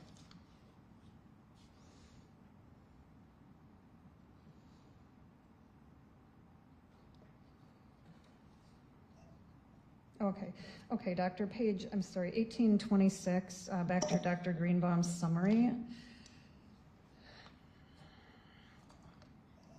Under physical examination? Yes. So she's describing scattered areas of petechiae over the left cheek, right temporal scalp, cluster on the lower back, and on the sternum. And this is a different description, or some of these are different areas than were in your photos, correct? So many of these are not photographed. The ones that are photographed that are in this description are the petechial bruising in the epigastrium, which is above the belly button, the linear collection of petechiae in the sternum, the prominent cluster of petechiae over the right upper quadrant, which is the upper right belly, and the immediate above the belly button, and a few scattered petechiae over the left upper quadrant, and a cluster of petechiae on the right lower quadrant and pelvic region, and that is there on the low bioinguinal fold on that picture. So the ones that were apparent were the ones, I'm going to call it, on her stomach and her leg when she arrived at the hospital. And then others showed up the next day. No, I don't think you can conclude that. She's doing her exam on January 8th, and there's a cursory description, I think, in the ED where they're noting some of the petechiae, but it's hard to tell what was there initially and what she's looking at and documenting more specifically the next day. So you can't conclude that those are new. She does say that some of them were not noted before. Okay, so doctor, if you could go to the discharge summary, page 867. Which page? 1867? 1867. Sure. The third paragraph, hematologic, last sentence. Yes. So this is Dr. Michael Johnson's discharge summary says new petechiae did appear on the morning of the first day of hospitalization, although they'd all resolved by the time of discharge. He says that, yes. Yes.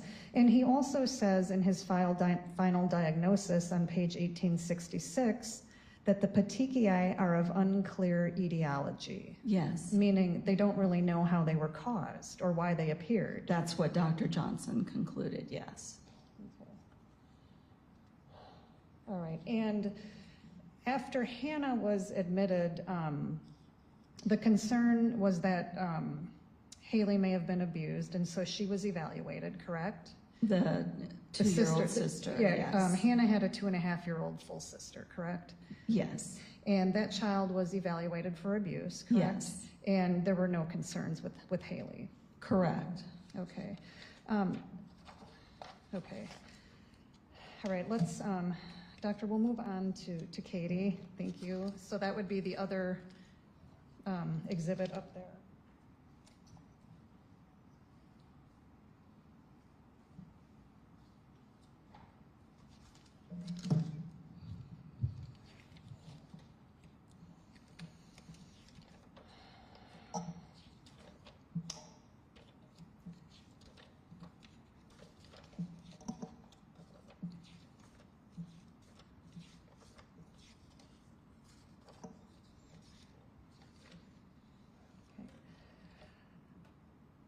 So, Doctor, your report, does your report list all of the items that you reviewed in this case?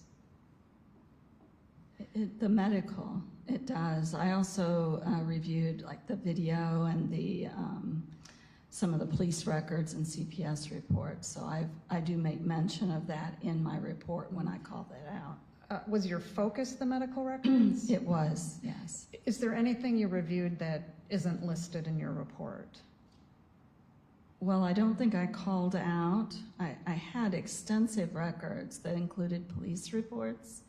I did review much of that, but really gleaming for information that was helpful regarding medical diagnosis. So I did not list that because that was not the focus of my report. Okay. And so you, okay, let me go.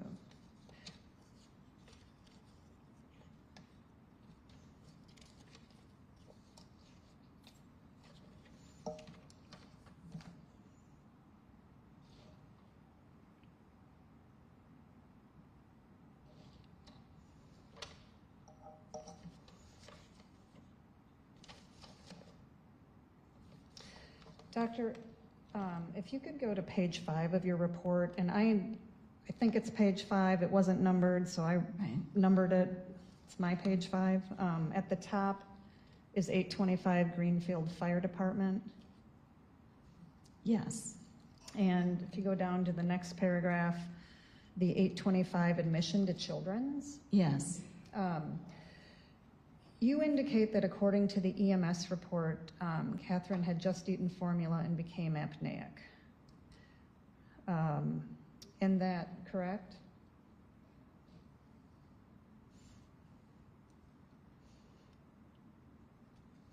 what line are you Oh, referring to? you know what? I'm I've got sorry. got the wrong page.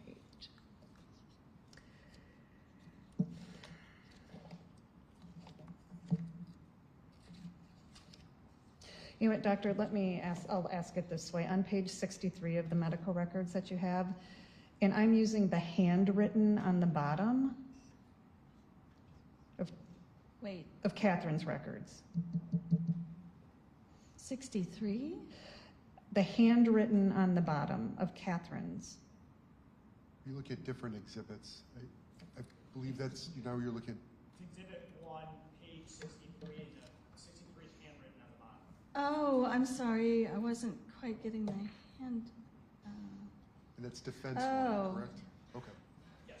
But it also, I see, but it also has the blue number 2. That's why I was Yeah, a little it's- confused. So 63. Yeah, so- I'm tracking you now. Okay, this is my error, but for these sets of records, I'm going to refer to the handwritten one Okay. on the bottom, the CHW number. Okay.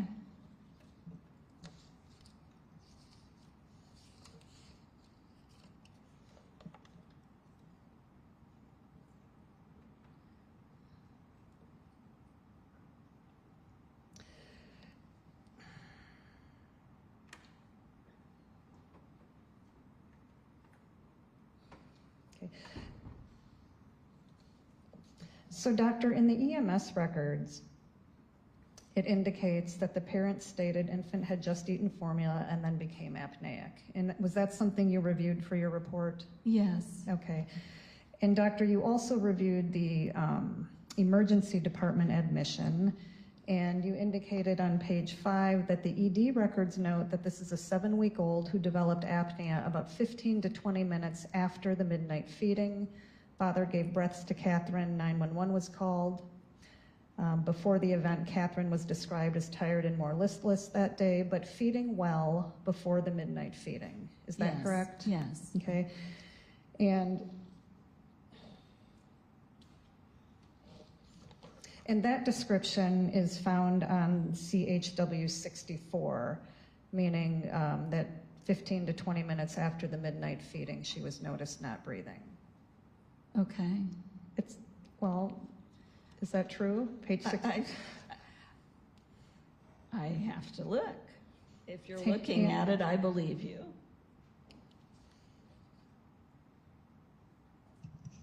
Yes, it's 7-week-old white female who was about 15 to 20 minutes after midnight feeding was noted by mother not to be breathing. Correct. And then more tired and listless today, but fed well prior to the midnight feeding. That was your understanding? Yes. Okay. And doctor, in your report, you did not reference that in the hospital, mother reported to Officer Novi several times that she had been in a car accident a few days before this, correct?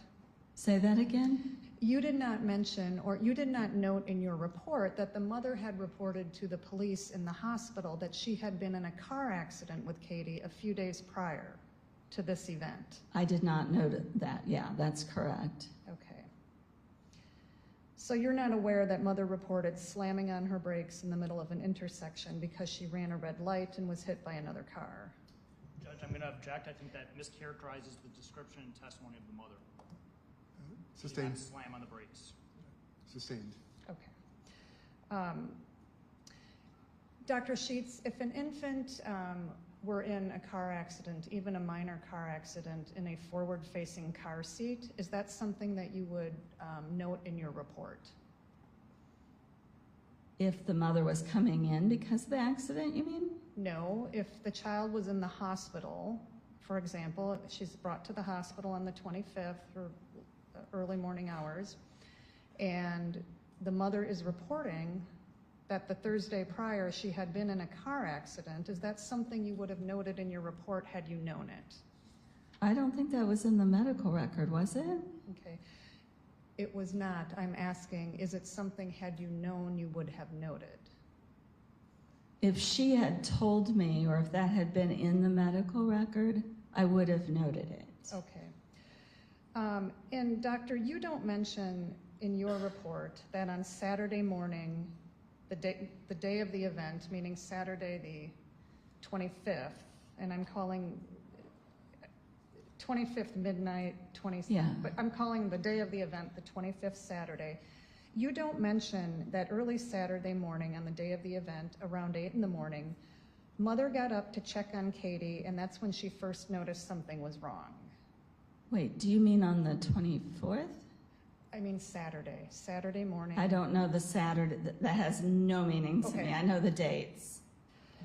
The 24th is the day they're in the video store? Is that the day you're talking about? Yes, the day they're in the video store. Okay. Yes. All right.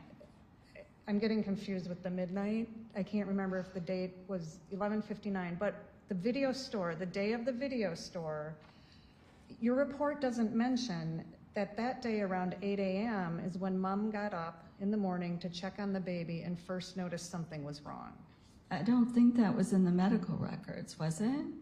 It was not, okay? So you're not aware of that? No. Okay. I knew that she was described as listless that day, And but was eating normally. you're not aware that mom reported that on 8 a.m. she first noticed that Katie's eyes were open and she was just staring but not really responding? Again, was that in the medical? I'm Oh, I'm confused just- about why you're asking. I'm just asking if you were aware of it. No. Okay. If you had been aware of that, it's something you would have put in your report, correct? Well, I would want to know more information. What you're just describing kind of describes how she looked in the video store. And if she was like that all day, that's not normal. And if mom indicated that she noticed it at 8 a.m. for the first time, we don't know when it began. I don't know what you know. I'm sorry. Okay. And doctor, were you aware that the day of the video store that the mother's sister talked to the mother on the phone, and that the sister reported she could hear Katie grunting and squealing with labored breathing? Again, You're not aware. you're asking me questions like I don't even know where this is coming from. Well, I'm just asking, are you aware of that? No. Okay. Were you aware that Katie was not responding normally to voices during the day? No. Okay. Were you aware that the evening after they went to the video store, mom was changing a diaper and Katie cried out in pain and distress, and it was not normal? No. I know what's in the medical record. Okay. I understand that. This is not in the medical record. So I'm just asking if you were aware. Were you aware that mother mentioned that as the evening progressed, Katie quit eating altogether? No. Okay. Were you aware that mother reported that she wasn't napping like she normally did during the day? No. Okay. So in this evaluation, you don't have a good history of the child. We have a history. I don't judge whether it's a good history because people tend to tell you what's relevant at the time. So I'm not going to place good, bad, or any other adjective on it. Okay. But the things you're describing are not in the medical history. And those are things that would be important for you to know. If they were events that had happened that day, yes, I would think that would be very relevant. So if the mother reported that the first time she noticed Katie was acting abnormally was 8 o'clock in the morning on Saturday, the day of the video store, you would want to know that information. Well, yes, we would want to know if the baby had been sick. And the detail about that was just that she had been listless, but feeding normally. Well, if she was not feeding normally and not sleeping normally and not responding to sound, that would concern you. So if the history is completely different from what's in the record, then that would change at least the history. It doesn't change the injuries. Well, we don't know. Was she injured at 8 in the morning on Saturday, the day of the video store? Do you want me to answer that? Well, no one knows, correct? Well, she didn't have the fatal injuries. Okay. Doctor, let me ask you this. What was going on when mom first gets up at 8 o'clock on the video store day and notices Katie with her eyes open, not really responding to her voice, not sleeping as much, listless, not acting normally? What was going on in Katie's brain then? You know, Ms. Pakes, I would want to know a lot more about that than what you're giving me some information. So I don't know if she's sleepy when this event or this moment that you're describing, is she starting to get sick? I don't know. And so her brain may be fine, or her brain may be, I mean, we know that some babies who are abusively head injured have more than one event. So she may have had a milder event. I don't know.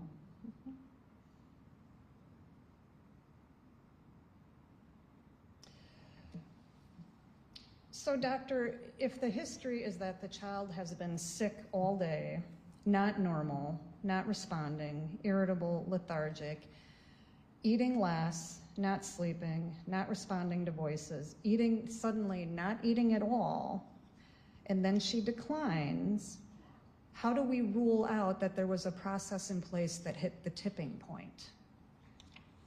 So her injuries, just to put this in context for you, her head trauma is so severe, she would not have been laying about getting sick. Okay. So could she have had a head injury before that, or maybe just a virus and she's feeling sick? I don't know. But the injuries that are her fatal injuries, including this brain contusion, the subdurals, the subarachnoids, the massive cerebral edema, the traumatic event that caused that happened immediately before she quit breathing. Okay. Let's talk about this, okay? We know mother reported, and I don't know if you know this, if mother reported that they came home, the father came home, he was out with his buddy watching a ball game, father comes home, mother says, hey, baby's not eating at all, can you get her to eat? He sits down, gets her to eat a few ounces, mom comes in, takes the baby, sometime after that, the baby declines. That's the history mom gave. Were you aware of that? So bits and pieces of what you've just said are somewhat familiar, Okay. but you were vague about sometime after that. Well, because it's vague, because in the medical records, it's 15 to 20 minutes Correct. after the midnight feeding. So it's kind of specific in the medical records, and what you're describing is vague. So I don't know really how to answer your question. Well, let me ask it this way. She stopped breathing, correct? Yes. And her pulse stopped, correct? Yes. And she was what you called a pulseless not breather for at least 5 minutes before the paramedics got there. Yes. Okay. Estimated downtime. Estimated, Yeah. correct. And when they took her to the hospital, you described they did a lot of resuscitation on her, correct? Yes. Have you seen that much resuscitation on an infant? Yes. Okay. Is it rare? I don't know what you mean by Or rare. how often do they do that much resuscitation? Well, with somebody's baby, it's pretty common that they'll do that. I mean, this is somebody's baby. Correct. So they'll do it.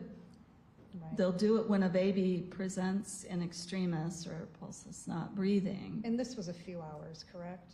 Yes. Okay. And what were they doing to her? They were giving her fluids, a variety of medications. They were giving her oxygen, intubating her, assessing her. They're trying to get a heartbeat. They were trying to get a heartbeat, correct? And it took them a few hours to get a heartbeat.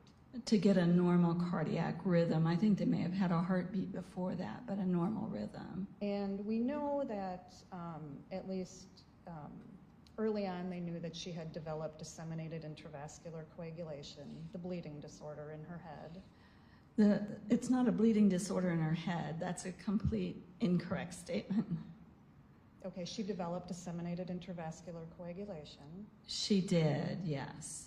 and this could cause her to bleed in the cranial area, in intracranial bleeding, or it could contribute to already existing. Have it backwards. It's the head injury, including the subdurals and the subarachnoid, that has caused the disseminated intravascular coagulation. So you have it backwards. I'm not saying chicken or egg. She may have had it, but I'm saying once you develop it, you will bleed more, correct? So they'll bleed from if you poke them, they'll bleed from like a phlebotomy site.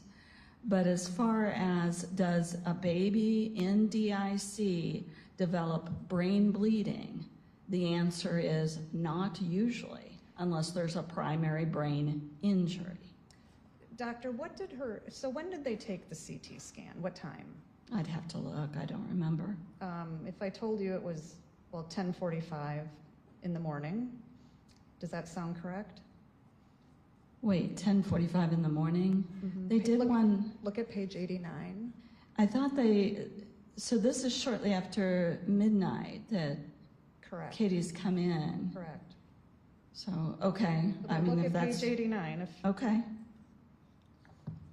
There's a children's, the handwritten 89? Yes, handwritten 89.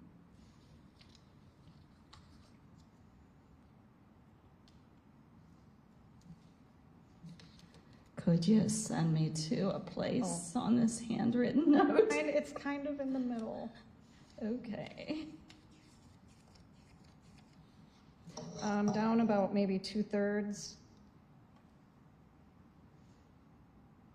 transported to CT at, 10:15 to 11:05. Okay, sorry, I thought it was 10:45. So that's fairly late in her Oh, it presentation. may be 10:45. No, it looks like 10:15 to 11:05, Okay, but I'm not okay. sure. So when they take the CT scan, we don't know how her brain changed from admission to 10 hours later.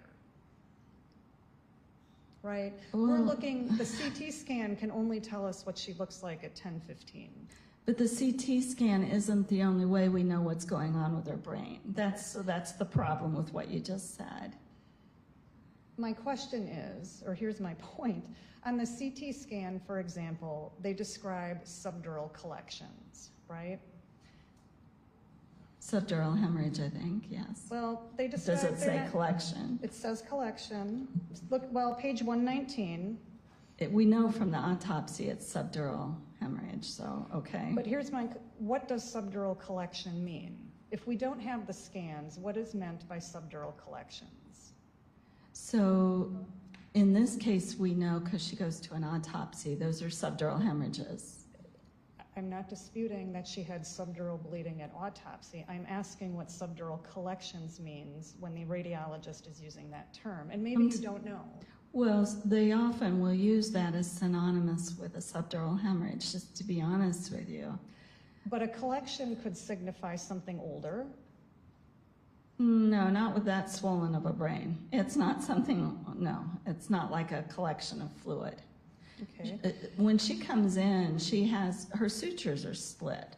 Her fontanelle is tense. She already has massive swelling.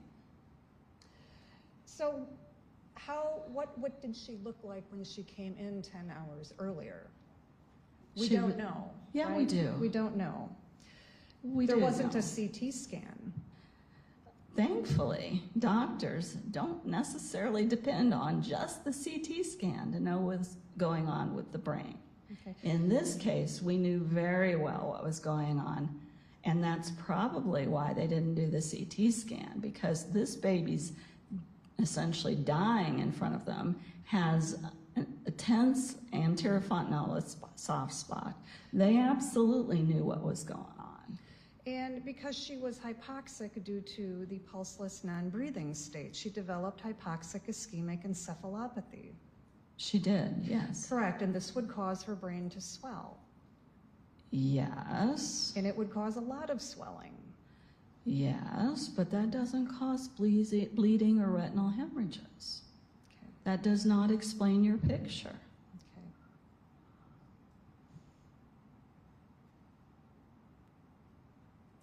And in this case,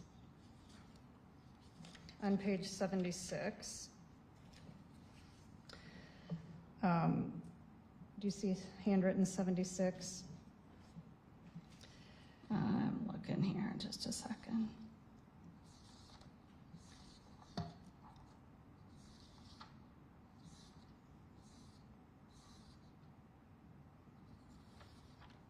All right, I'm with you.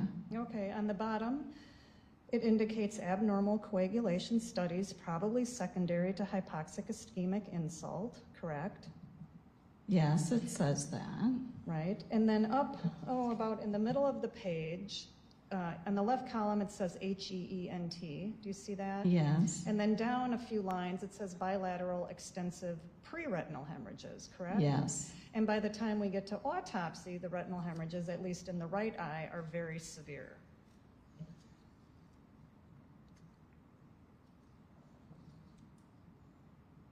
I don't know the question. What's the question? Okay, that pre-retinal hemorrhages are described when she's in the hospital, but by the time she gets to autopsy, the right eye at any rate has developed retinal hemorrhages in all of the quadrants to the ora serrata. She's got more than pre-retinal hemorrhages by the time she gets to autopsy in the right eye. So you know how this is determined. Somebody's looking in her eye before she dies and can see retinal hemorrhages, and the ones that are pre-retinal actually obscure the multiple intraretinal hemorrhages that she has. So those are very consistent with each other. So we don't know what the eyes look like when she came in. We do. Okay. You said they're obscured. We don't know. No, she has bilateral retinal hemorrhages that's seen on initial exam. And here they're just, at least this examiner, whose note are we looking at, by the way? Oh, that's Susan Day. So it's one of the critical care doctors. She's seeing some pre-retinal hemorrhages. She may also be seeing others, but she apparently believes that the retinal hemorrhages that she's seeing are pre-retinal. But that's still, I mean, it's actually more convincing that this was abusive head trauma because it's more than one layer of the eye. But retinal hemorrhages occur in many conditions, correct? Oh yes, they occur in multiple conditions. And the problem is that this child had hypoxic ischemic injury, she had abnormal coagulation, she had reperfusion, she had raised intracranial pressure, and there's no study that tells us how those items contribute to either the development or appearance of retinal hemorrhages. We actually know quite a lot about, if you take drowning victims who are all hypoxic because they drowned, they don't have retinal hemorrhages. They also don't have subdural hemorrhages. Okay. So, and they do develop DIC because their brains die. So we actually know quite a lot about that, and I went into some detail in my report about why that would not explain the whole picture. Okay. So no, the initial event is the head injury here.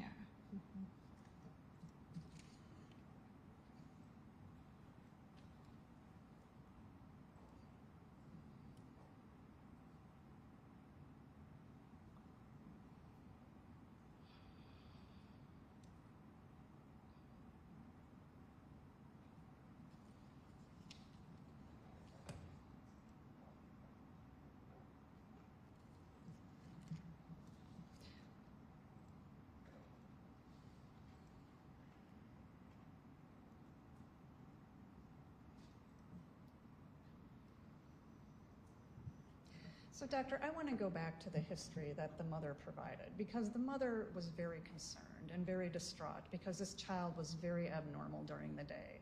Listless, not really responding to her voice, right? Eating less and less as the day went on, basically declining all day. And I want you to tell me, it seems to me she was sick, getting worse, and she crashed, right? How can you rule out a seizure as the cause that caused her to stop breathing? So a seizure doesn't cause retinal hemorrhages. A seizure doesn't cause the subdural and subarachnoid hemorrhages. She may have had a previous abusive head trauma event. I do not know the answer to that. But she suffers a head injury that includes a parenchymal contusion, which is a bruising of the brain itself. She has subdural hemorrhage, she has interhemispheric subdural hemorrhage, and diffuse brain injury that causes her to stop breathing. And that is, you know, if you're gonna look at something that explains the entire picture, there really is nothing else other than a severe traumatic brain injury. Now, was that on top of a previous less severe? I don't know. But she has a fatal abusive head trauma event right before she stops breathing. Doctor, my question was, how can you rule out a seizure as the thing that caused her to stop breathing? Seizures don't usually do that, first of all, but even if it did, it would not, a seizure, do you mean on top of abusive head trauma? I guess I'm confused because a seizure doesn't explain retinal hemorrhages. It doesn't explain her brain injuries. So I'm confused about your question. Doctor, retinal hemorrhages are a secondary response to what's going on in the brain, correct? Absolutely not. It's a primary injury. That's one theory. That's the child protection theory, correct? I don't know what you mean by it. It's the prevailing medical, it's not even a theory. It is the medical truth from pediatrics, neurosurgery, ophthalmology, all of the doctors who actually treat abusive head trauma. Doctor, retinal hemorrhages, they don't develop in a normal brain, correct? They're not, do you mean in a normal eye? Or what do you No, I mean when the brain is normal, when there's no intracranial pathology, you don't look for retinal hemorrhages. Are you talking about looking for, or are you talking about them being there? Because you can have them in a normal person. Okay. Doctor, infants are born with retinal hemorrhages, correct? They are. And they can be very severe. That would be very rare. Okay. They're usually not. They're usually intraretinal. But they've and documented in studies that they can be severe. I know of a case report that they were severe. The vast majority, about 30 to 40% of normal newborns have what are called intraretinal hemorrhages, which are tiny little hemorrhages actually within the retina itself. They don't look like this at all. But they can be severe. It can be, rarely, yes. And infants with subarachnoid bleeding from an aneurysm develop severe retinal hemorrhages. Those look entirely different. Infants with subarachnoid bleeding develop severe retinal hemorrhages. That not like this, Okay. but go ahead. And doctor, the retina is how big? Size of a postage stamp? The retina, Yes. it covers the entire inside of the eye. I don't know. I'm not a pathologist, so I don't lay it out like a How postage thick? How stamp. thick is it? It's Human very hair? thin. Very thin. It has 10 layers, correct? Yes, it has a does. circulatory system, correct? Yes, So there's an arterial supply and a venous return in the globe, correct? yes. And if the intracranial compartment starts to change, the retina reflects those changes. Not always. For example, Dr. Twomack indicated raised intracranial pressure can lead to retinal hemorrhages. There actually was a very nice study published recently that looked at increased intracranial pressure from all causes. Retinal hemorrhages were not a predominant feature of that. So they can occur in that setting, but you're misrepresenting what the literature shows. So yes, it can happen. No, it's not expected.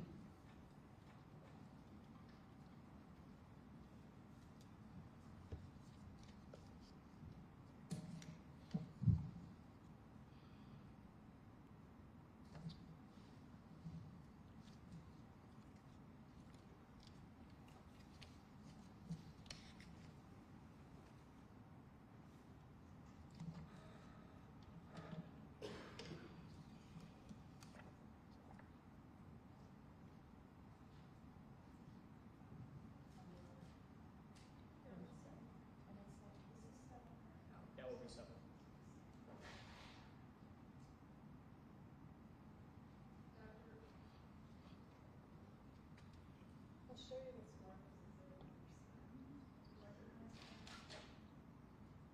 This is what we already talked about, isn't it? This is the eye examination and the Oh, it's evaluation. the similar, yeah, okay. Similar, right? It's published by the American Academy of Pediatrics. Yes. And if you could turn to page 3.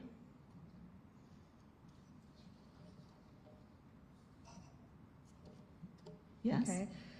In the middle, it says retinal hemorrhages and AHT in the column. Yes. If you go down about to the middle, it says, in general, the number and severity of retinal hemorrhages correlate with the severity of neurologic injury. For example, retinal hemorrhages are found infrequently in neurologically normal patients. Do you agree with that? Yes, and you know this is a paragraph talking about abusive head trauma. Yes, and Okay. they can, right? They're found infrequently in neurologically normal patients, meaning they respond to what's going on in the head. That is your lay interpretation. Yes. That is not necessarily true, that they can reflect pathology in the brain. Right? So if you go to page 4, the next page, first column, down five lines. Retinal hemorrhages have other etiologies, especially in critically ill children, including meningitis, leukemia, coagulopathy, retinal disorders, all of which are identified by history. Retinal hemorrhages in these diagnoses are almost few in number and are confined to the posterior pole, although exceptions exist. And then it refers to 16 and 33. Do you see that? Yes. Okay. So critically ill infants can have retinal hemorrhages. They will develop them. So retinal hemorrhages, this is where we started, can be caused by a myriad of things. So we're on the same page there. Mm-hmm. Okay. What is it that you're trying to conclude from this?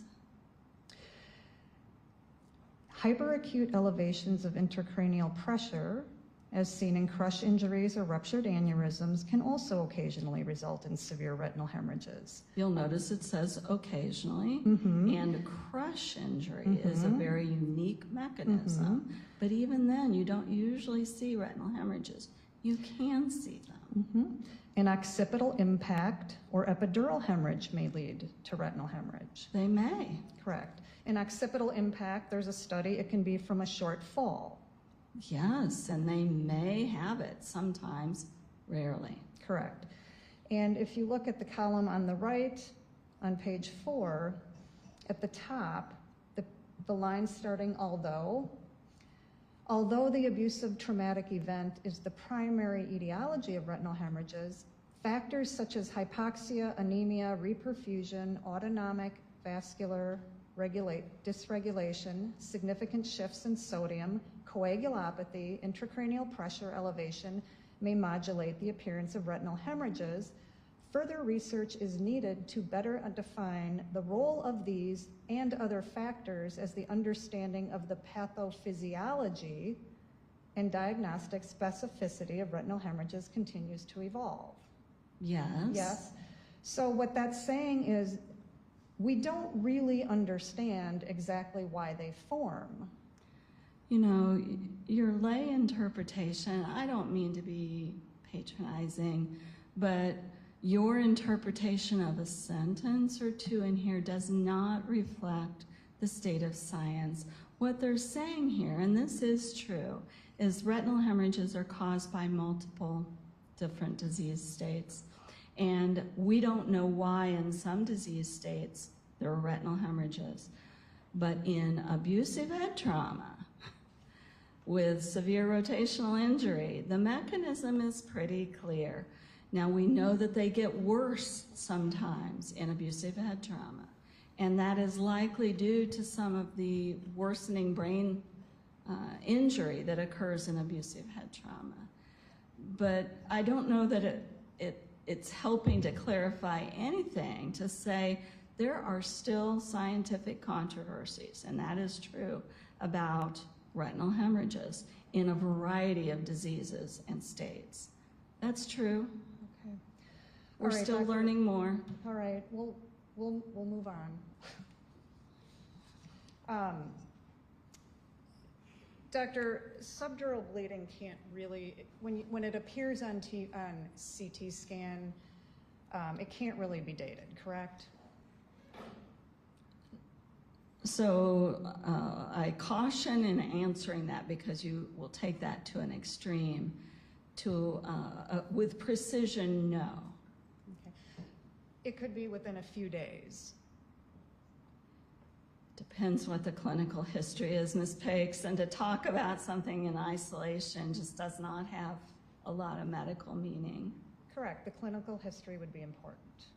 The entire picture, yes. Thank you. Doctor, I just want to move on a little bit to some of these sentinel injury things. Sentinel injury testimony we heard. I'm going to try and speed this up. I know it's hot and people are tired. I'm going to start with the 722 admission, the bruising, the one that was the bruising, not the petechia. Do you recall the photos I'm talking about? Yes, on Katie. Yeah, yes. You know, in your world, and I understand, that's a flag for abuse because there's no explanation for it, correct? That's a flag for abuse under any circumstance when you see bruising like that on the abdomen of a baby that young. And you have no way of ruling out whether or not those were caused by two dogs that may have jumped on the baby. Those were not caused by dogs. Okay, you weren't there, were you? I was not. Okay. And you came up with a theory that says there was a one-handed, some type of grab to cause them? Is that it? No, I talked about squeezing and crimping of the skin between the fingers. Okay. And there was no thumbprint on her, correct? To grab a baby that way, the thumb would be on the back, and as I've mentioned, it really is not predictable where babies are going to bruise under a given force. And doctor, one of your sentinel injuries was that mother had referenced what the mother called a lip bruise due to vigorous suctioning or breastfeeding. Do you recall that? Well, to the baby sucking. Yes, to the baby, Yes. correct. And we don't have a photo of that. No, we don't. Okay, so we don't really know what she's describing or calling a bruise. We don't know what it looks like. That's correct. But as far as your research, it could be a sentinel injury, so you would always consider that suspicious for abuse, even though you can't see it. That is a complex sentence and is untrue as stated. So I'll tease that out and say it as it's true. In my report, I note that there was this history of supposedly the baby sucking so hard on her lip, it caused the bruise. I actually call that out in my report as something that we rarely see, but we have seen it usually in older infants. I didn't put that in the report, but that may or may not be due to abuse. A sentinel injury is simply an injury that isn't expected. They're not all from abuse, Ms. Peggs. Sometimes they're from other causes, like bleeding disorders. Or accidents. Or accidents, as I mentioned. Or what the parent is describing as a bruise really isn't a bruise. Some people mistake marks for bruises, yes. Okay. I don't have any other questions. Thank you, Dr. Sheets. Thank you. Mr. Torbenson?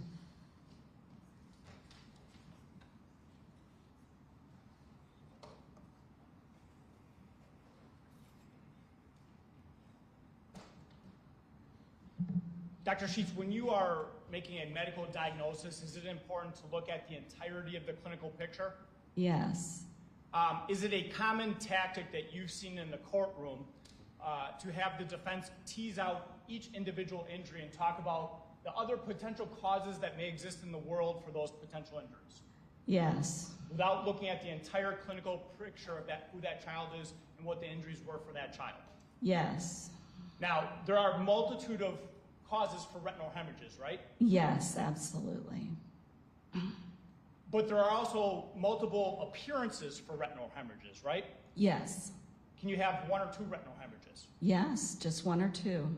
In the case of child abuse from abusive head trauma, is there a very specific pattern for retinal hemorrhages? Yes, there is a classic pattern for retinal hemorrhages that is fairly unique in the setting of a crush injury to the head, which didn't happen here, or abusive head trauma. And what is that pattern?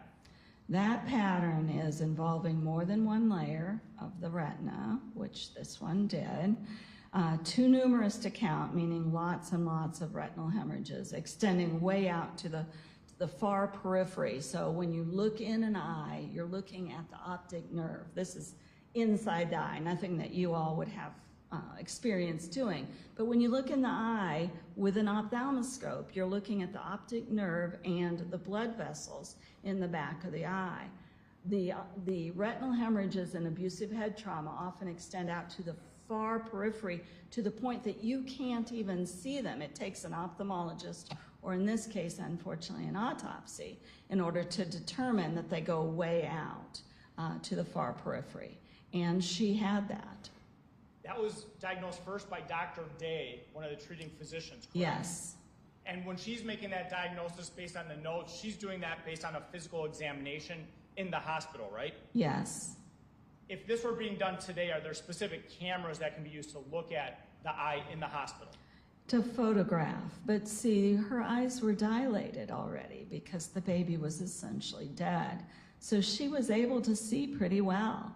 And she describes these extensive pre-retinal hemorrhages. Dr. Day, who, by the way, diagnoses this child's death as from what? Abusive, well, shaken baby syndrome is what it was called back then.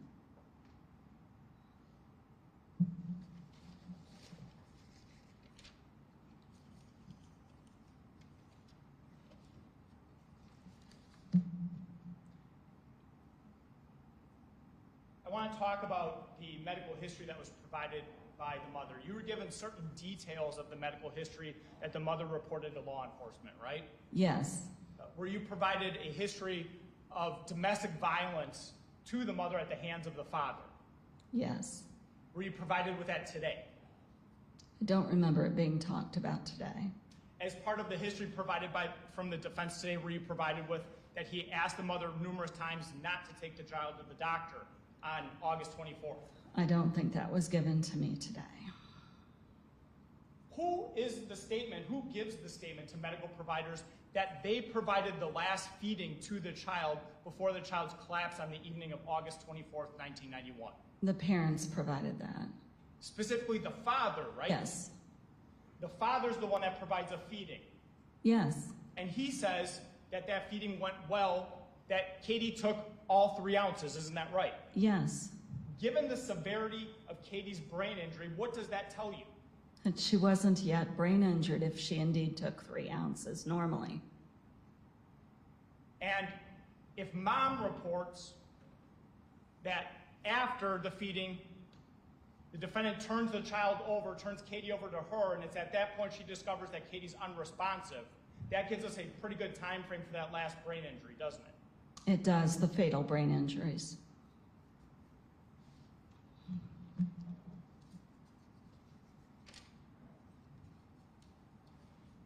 Seizures were brought up as another red herring in this case. Katie had an EEG monitoring her at the hospital, isn't that right? She did. What does an EEG do? They're the brain waves that basically when you're thinking or living, your brain is creating electrical waves that can be picked up on an EEG, and when they go haywire, essentially, and not purposeful, they can cause a seizure. Now, one of the ways you can look for or monitor seizure activity is through an EEG, isn't that right? Yes, Was that done in Katie's case? it was. What did that show? It was flat, no activity, Meaning no seizure activity. meaning no brain activity. Seizures also have a very descriptive, when someone suffers a seizure, they can often have a physical response from their body, right? Yes. Did anyone describe any seizure-like activity on the part of Katie on August 24th, 1991, before she was hospitalized? Not anywhere in the record that I saw, no. And a seizure would not explain the bleeding findings in the brain and certainly wouldn't explain the contusion. Correct. It doesn't cause bleeding, and it doesn't cause the contusion of the brain, and it doesn't cause retinal hemorrhages.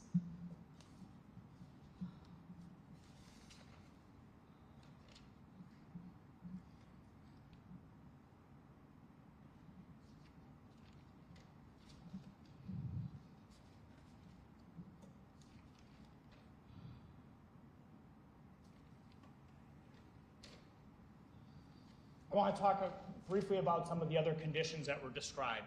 2 of them were DIC and then hypoxia.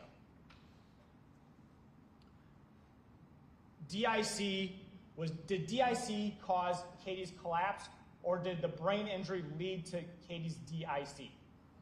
The brain injury led to the DIC. The DIC is a fancy medical term that describes basically when you have dead tissue, in this case brain dying in dead tissue. It sets off the entire coagulation system so that that's your clotting system. And so within the blood vessels themselves, basically you have red blood cells being destroyed, you have platelets being destroyed, you have essentially bleeding inside of your blood vessels, which I know sounds strange, but your red blood cells are being destroyed. And she's anemic and in DIC when she comes in. And it's because of the brain injury. You have to have something, some trauma or something wrong, it's usually a trauma, that sets off DIC. DIC doesn't come first. It's a result of. It's a result of her traumatic brain injury. It is. How about her hypoxic state of her brain? So hypoxia just means low oxygen. The state of her brain is worse than hypoxia, but the fact that she wasn't breathing for 5 minutes on the scene, she stopped breathing, is enough that it causes hypoxia. And the brain, as well as the liver and all of your organs, need oxygen, they need blood supply. And if that stops for 5 minutes, there's going to be organ injury and brain injury that gets even worse. So you have this primary brain injury from a shaking, slam, throwing of the infant. I don't know what exactly was done. But then she stops breathing because your breathing centers are part of your brain and they're injured. And then it sets off this whole terrible spiral, cascade of events. With the DIC, you're not getting enough oxygen, and basically you're in the process of dying. And that's the point where she's brought in.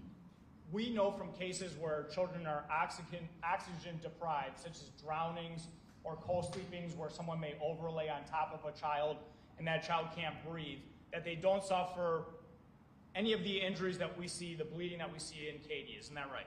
They do have DIC, but they don't develop subdural hemorrhage or subarachnoid hemorrhage. They don't develop retinal hemorrhage. So the DIC and is a secondary result from dying brain, dying tissue, because they drowned. So a typical drowning child doesn't have all of this other stuff, all of these other injuries that Katie had. Let alone contusion to the brain. Let alone a contusion or that's a bruise. A lot of people don't know a contusion, but a bruise to the brain.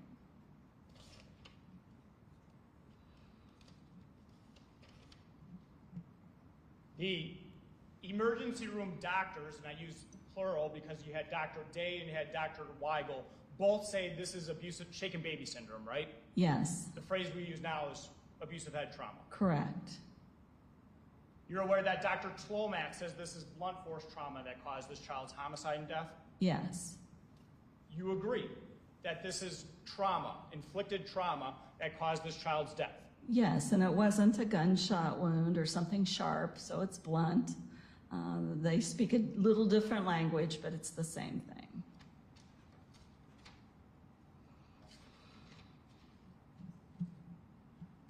I'm going to move on to Hannah's case now. Osteopenia prematurity. Would a hospital send an infant child home to parents if just normal care and handling is going to cause fractures of that child? Absolutely not. Is osteopenia of prematurity a common thing in premature infants? Yes, well, I can expand, but yes. What is it? So in the last trimester, which is the last 12 weeks or so of pregnancy, that's when the baby's bones are getting most of their calcium and phosphate, the mineral component of their bone. And so if you're born at almost 32 weeks, which is when Hannah was born, she's missed essentially half of her last trimester. She still has another 6 weeks or so before she's term. Term is at 37 weeks. So she's gonna, by definition, a baby born at 32 weeks has osteopenia of prematurity. But almost never do they have fractures. And so the disease states that lead to these babies having fractures are the sick neonates. So they're the teeny tiny babies that are born before like 26 weeks and weigh much, much less than what Hannah weighed. At Hannah's gestational age of almost 32 weeks, only about 2% of those babies even have what's considered osteopenia of prematurity or rickets. And those babies are more susceptible to fracture, but not in normal care and handling. They're more susceptible to fracture, but even with full-blown rickets, most of those kids don't have fractures. Fractures are actually not a prominent part of rickets or this condition that we're talking about. So a baby at 30, almost 32 weeks, how do you know if they have rickets or this osteopenia of prematurity that's going to be a problem? Well, you do some blood tests, and you can also look, the diagnostic way of looking for it, and she had this, is an x-ray of her wrist. And if they have significant osteopenia of prematurity to cause this like rickets condition, they have what's called cupping and fraying of the wrist. Notably, and it's recorded in the record, she did not have that. She also did not have a low phosphorus. It was 4.1. It was on the lower end of normal, but it was normal. She did not have an alkaline phosphatase, which is a bone enzyme, that was over 1,000. Hers was elevated, but we see it elevated when you have a bunch of fractures too. She had, at the time she came in, she had a total of 19 fractures. Not a small number of fractures. So part of that is causing the elevated alkaline phosphatase. What about a vitamin D? Well, her vitamin D was 33. That's normal. It's considered sufficient. So there really isn't any good evidence that she was overly susceptible to fractures. Now, she did have decreased bone density visible on at least some of her x-rays. The lower extremity, actually, the radiologist notes that she had normal mineralization there. So on some of her x-rays, they look a little bit low. That does not mean that she's going to fracture easily, and that certainly would not explain 19 fractures in this baby. Not only that, but she had a x-ray done when she was at the hospital after birth, right? She did. Birth can be a traumatic process. Yes. She had no fractures? No, not, well, she only had a chest x-ray, but no. And the second abdominal scan also, although you can only see the lower ribs, no fractures were observed, right? You can see the lower ribs, but also the pelvis, and there's no fracture.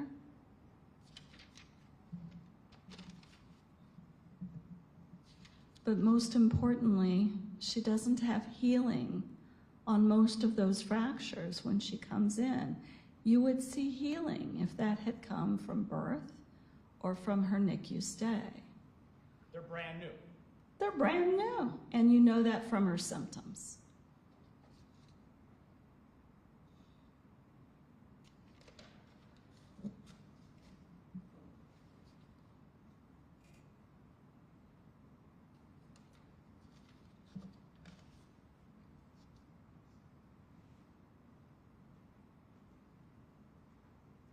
The records from EMS and law enforcement, when they respond on January 7th of 2005, they describe the treatment that they give to Hannah, isn't that right? Yes, They describe the padding on the back. yes. Do you see anything in those records that would in any way, shape, or form account for any of the fractures that Hannah sustained? No. Explain that to the jury. So what they're doing, they actually see a pink baby. So she's not blue, she's not pale, she's oxygenating okay, but she's congested and having a lot of problems breathing. But they look at her and they flip her over, they pat her on the back.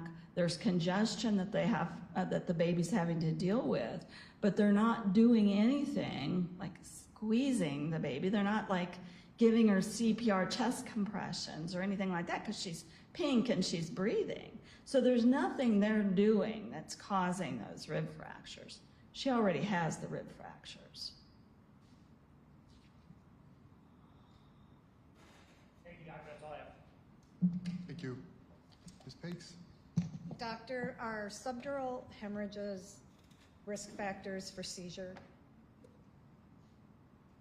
It's usually a subarachnoid. The subdural is not sitting right on the brain. It's the subarachnoid that can cause a seizure. But is a subdural hemorrhage also a risk factor for seizure? Well, it's a weird question to me because many of the kids with subdurals also have subarachnoid hemorrhage, and the subarachnoid hemorrhage can irritate the surface of the brain and cause a seizure. Okay. So I don't know if that's what, I don't know how to answer your question. Dr. Sheets, you were asked about the EEG. EEG, is that it? Yes, What time was that? Was that done for the brain death study? that was done during the few hours after she gets admitted. I'd have to look again at the time. And you indicated that she had no brain activity. Correct. Okay, so you wouldn't expect to see a seizure with no brain activity. No. Okay. And seizures can be intermittent, correct? They can. Okay. Meaning you can have a seizure, it goes away, and then you don't have another seizure for another amount of time, or you have none at all. That can happen. Okay. And seizures can also be subclinical, meaning you don't necessarily see any movement. The person looking at a person would not know they're having a seizure. Yes, that can happen. Okay. Those are all the questions I have. Thank you. Thank you. Nothing on that. All right, thank you, Dr. Sheets. All right, thank Thanks you. for coming to court. You may step down. Please just leave the exhibits there. We'll collect. Yes, sir. Yes, Your Honor. Thanks. All right, it's definitely time to break for the day. It's about 4:37 p.m. Do you have additional witnesses, Mr.? I believe that's going to be my last witness, but I can let the court know for sure in the morning if we're breaking here. Okay. Okay. All right. So we're going to break now. We'll start again with the state in the morning. Then I believe we'll be getting to the defense tomorrow as well. So I have to ask you all again, remember, don't talk about the case. Please hold all those thoughts until we get to deliberations. Just leave your notebooks here. And we'll start again tomorrow at 9 a.m. Okay? All right. Thanks, everyone. All rise for the jury, please.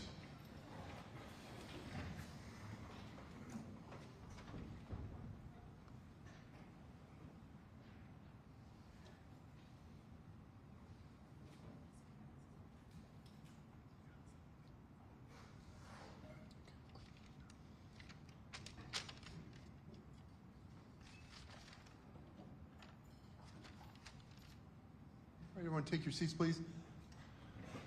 The jury's left the courtroom. There are several exhibits on the witness stand. Have those been moved in? I think there may be a few that weren't, but I'm not sure. I have us up. I don't have exhibit defense 7 marked, but Madam Clerk, you have defense exhibits up through which? Up to, so 7 is not in yet? Okay. Okay.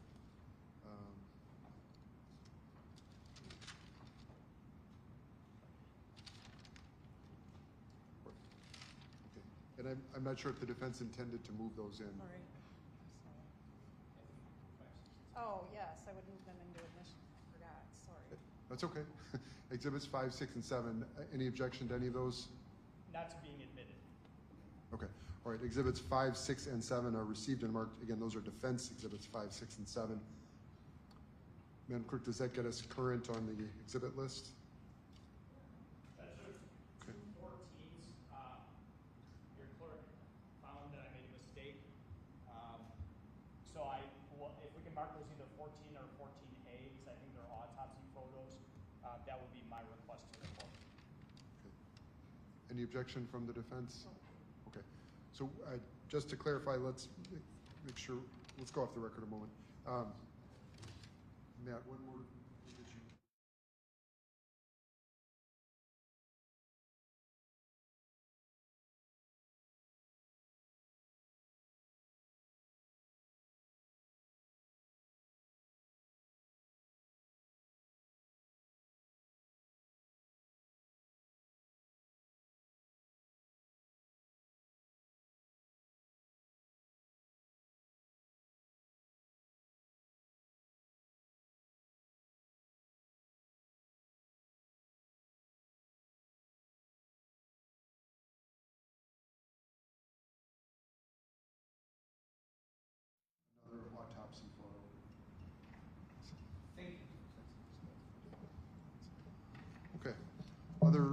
issues for today? No? Nope, okay. All right, we'll start again at 9 a.m. tomorrow. And, all right, thanks, everyone. Has the court been notified of the information on missing witnesses? I have not. Okay, and, well, actually, we'll cover that briefly on the record. The court did issue 2 warrants today, body attachments for 2 witnesses subpoenaed by the defense. Mr. Glenn provided the court with a subpoena for each and also proof of service on each. Those 2 witnesses were subpoenaed to appear on October 14th, so last Monday. Neither has appeared. I understand after further discussions with the defense that they have not been able to contact those 2 witnesses. They were properly subpoenaed. The court did issue those body attachments today, and hopefully those witnesses will get in contact with the defense or the court and or appear tomorrow. Your Honor, if you could just, a general reminder, that anyone under subpoena remains under subpoena, even if this being stated over the day. Thank you. Yes, yeah, those individuals remain under subpoena. I held back on the warrants just to give the parties, the defense, some time to contact those individuals, and apparently that did not succeed. So they remain under subpoena. Thank you. Okay, but I'm also regarding other people who are subpoenaed Oh, for the trial.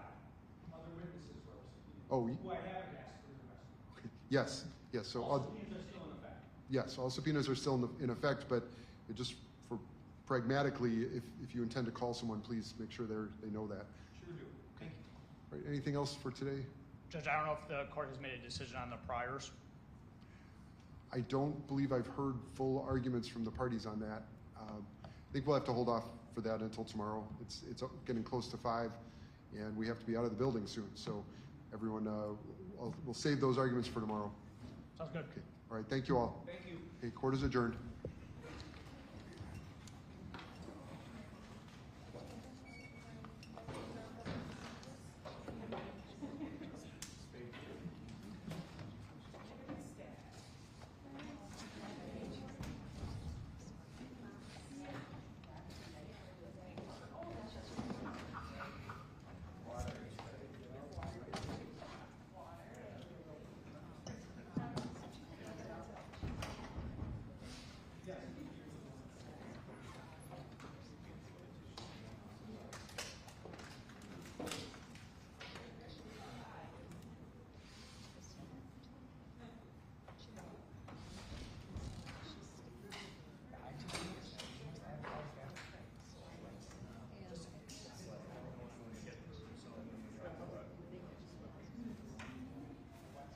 You too, Amy, thank you. See you next time. All right, at the moment,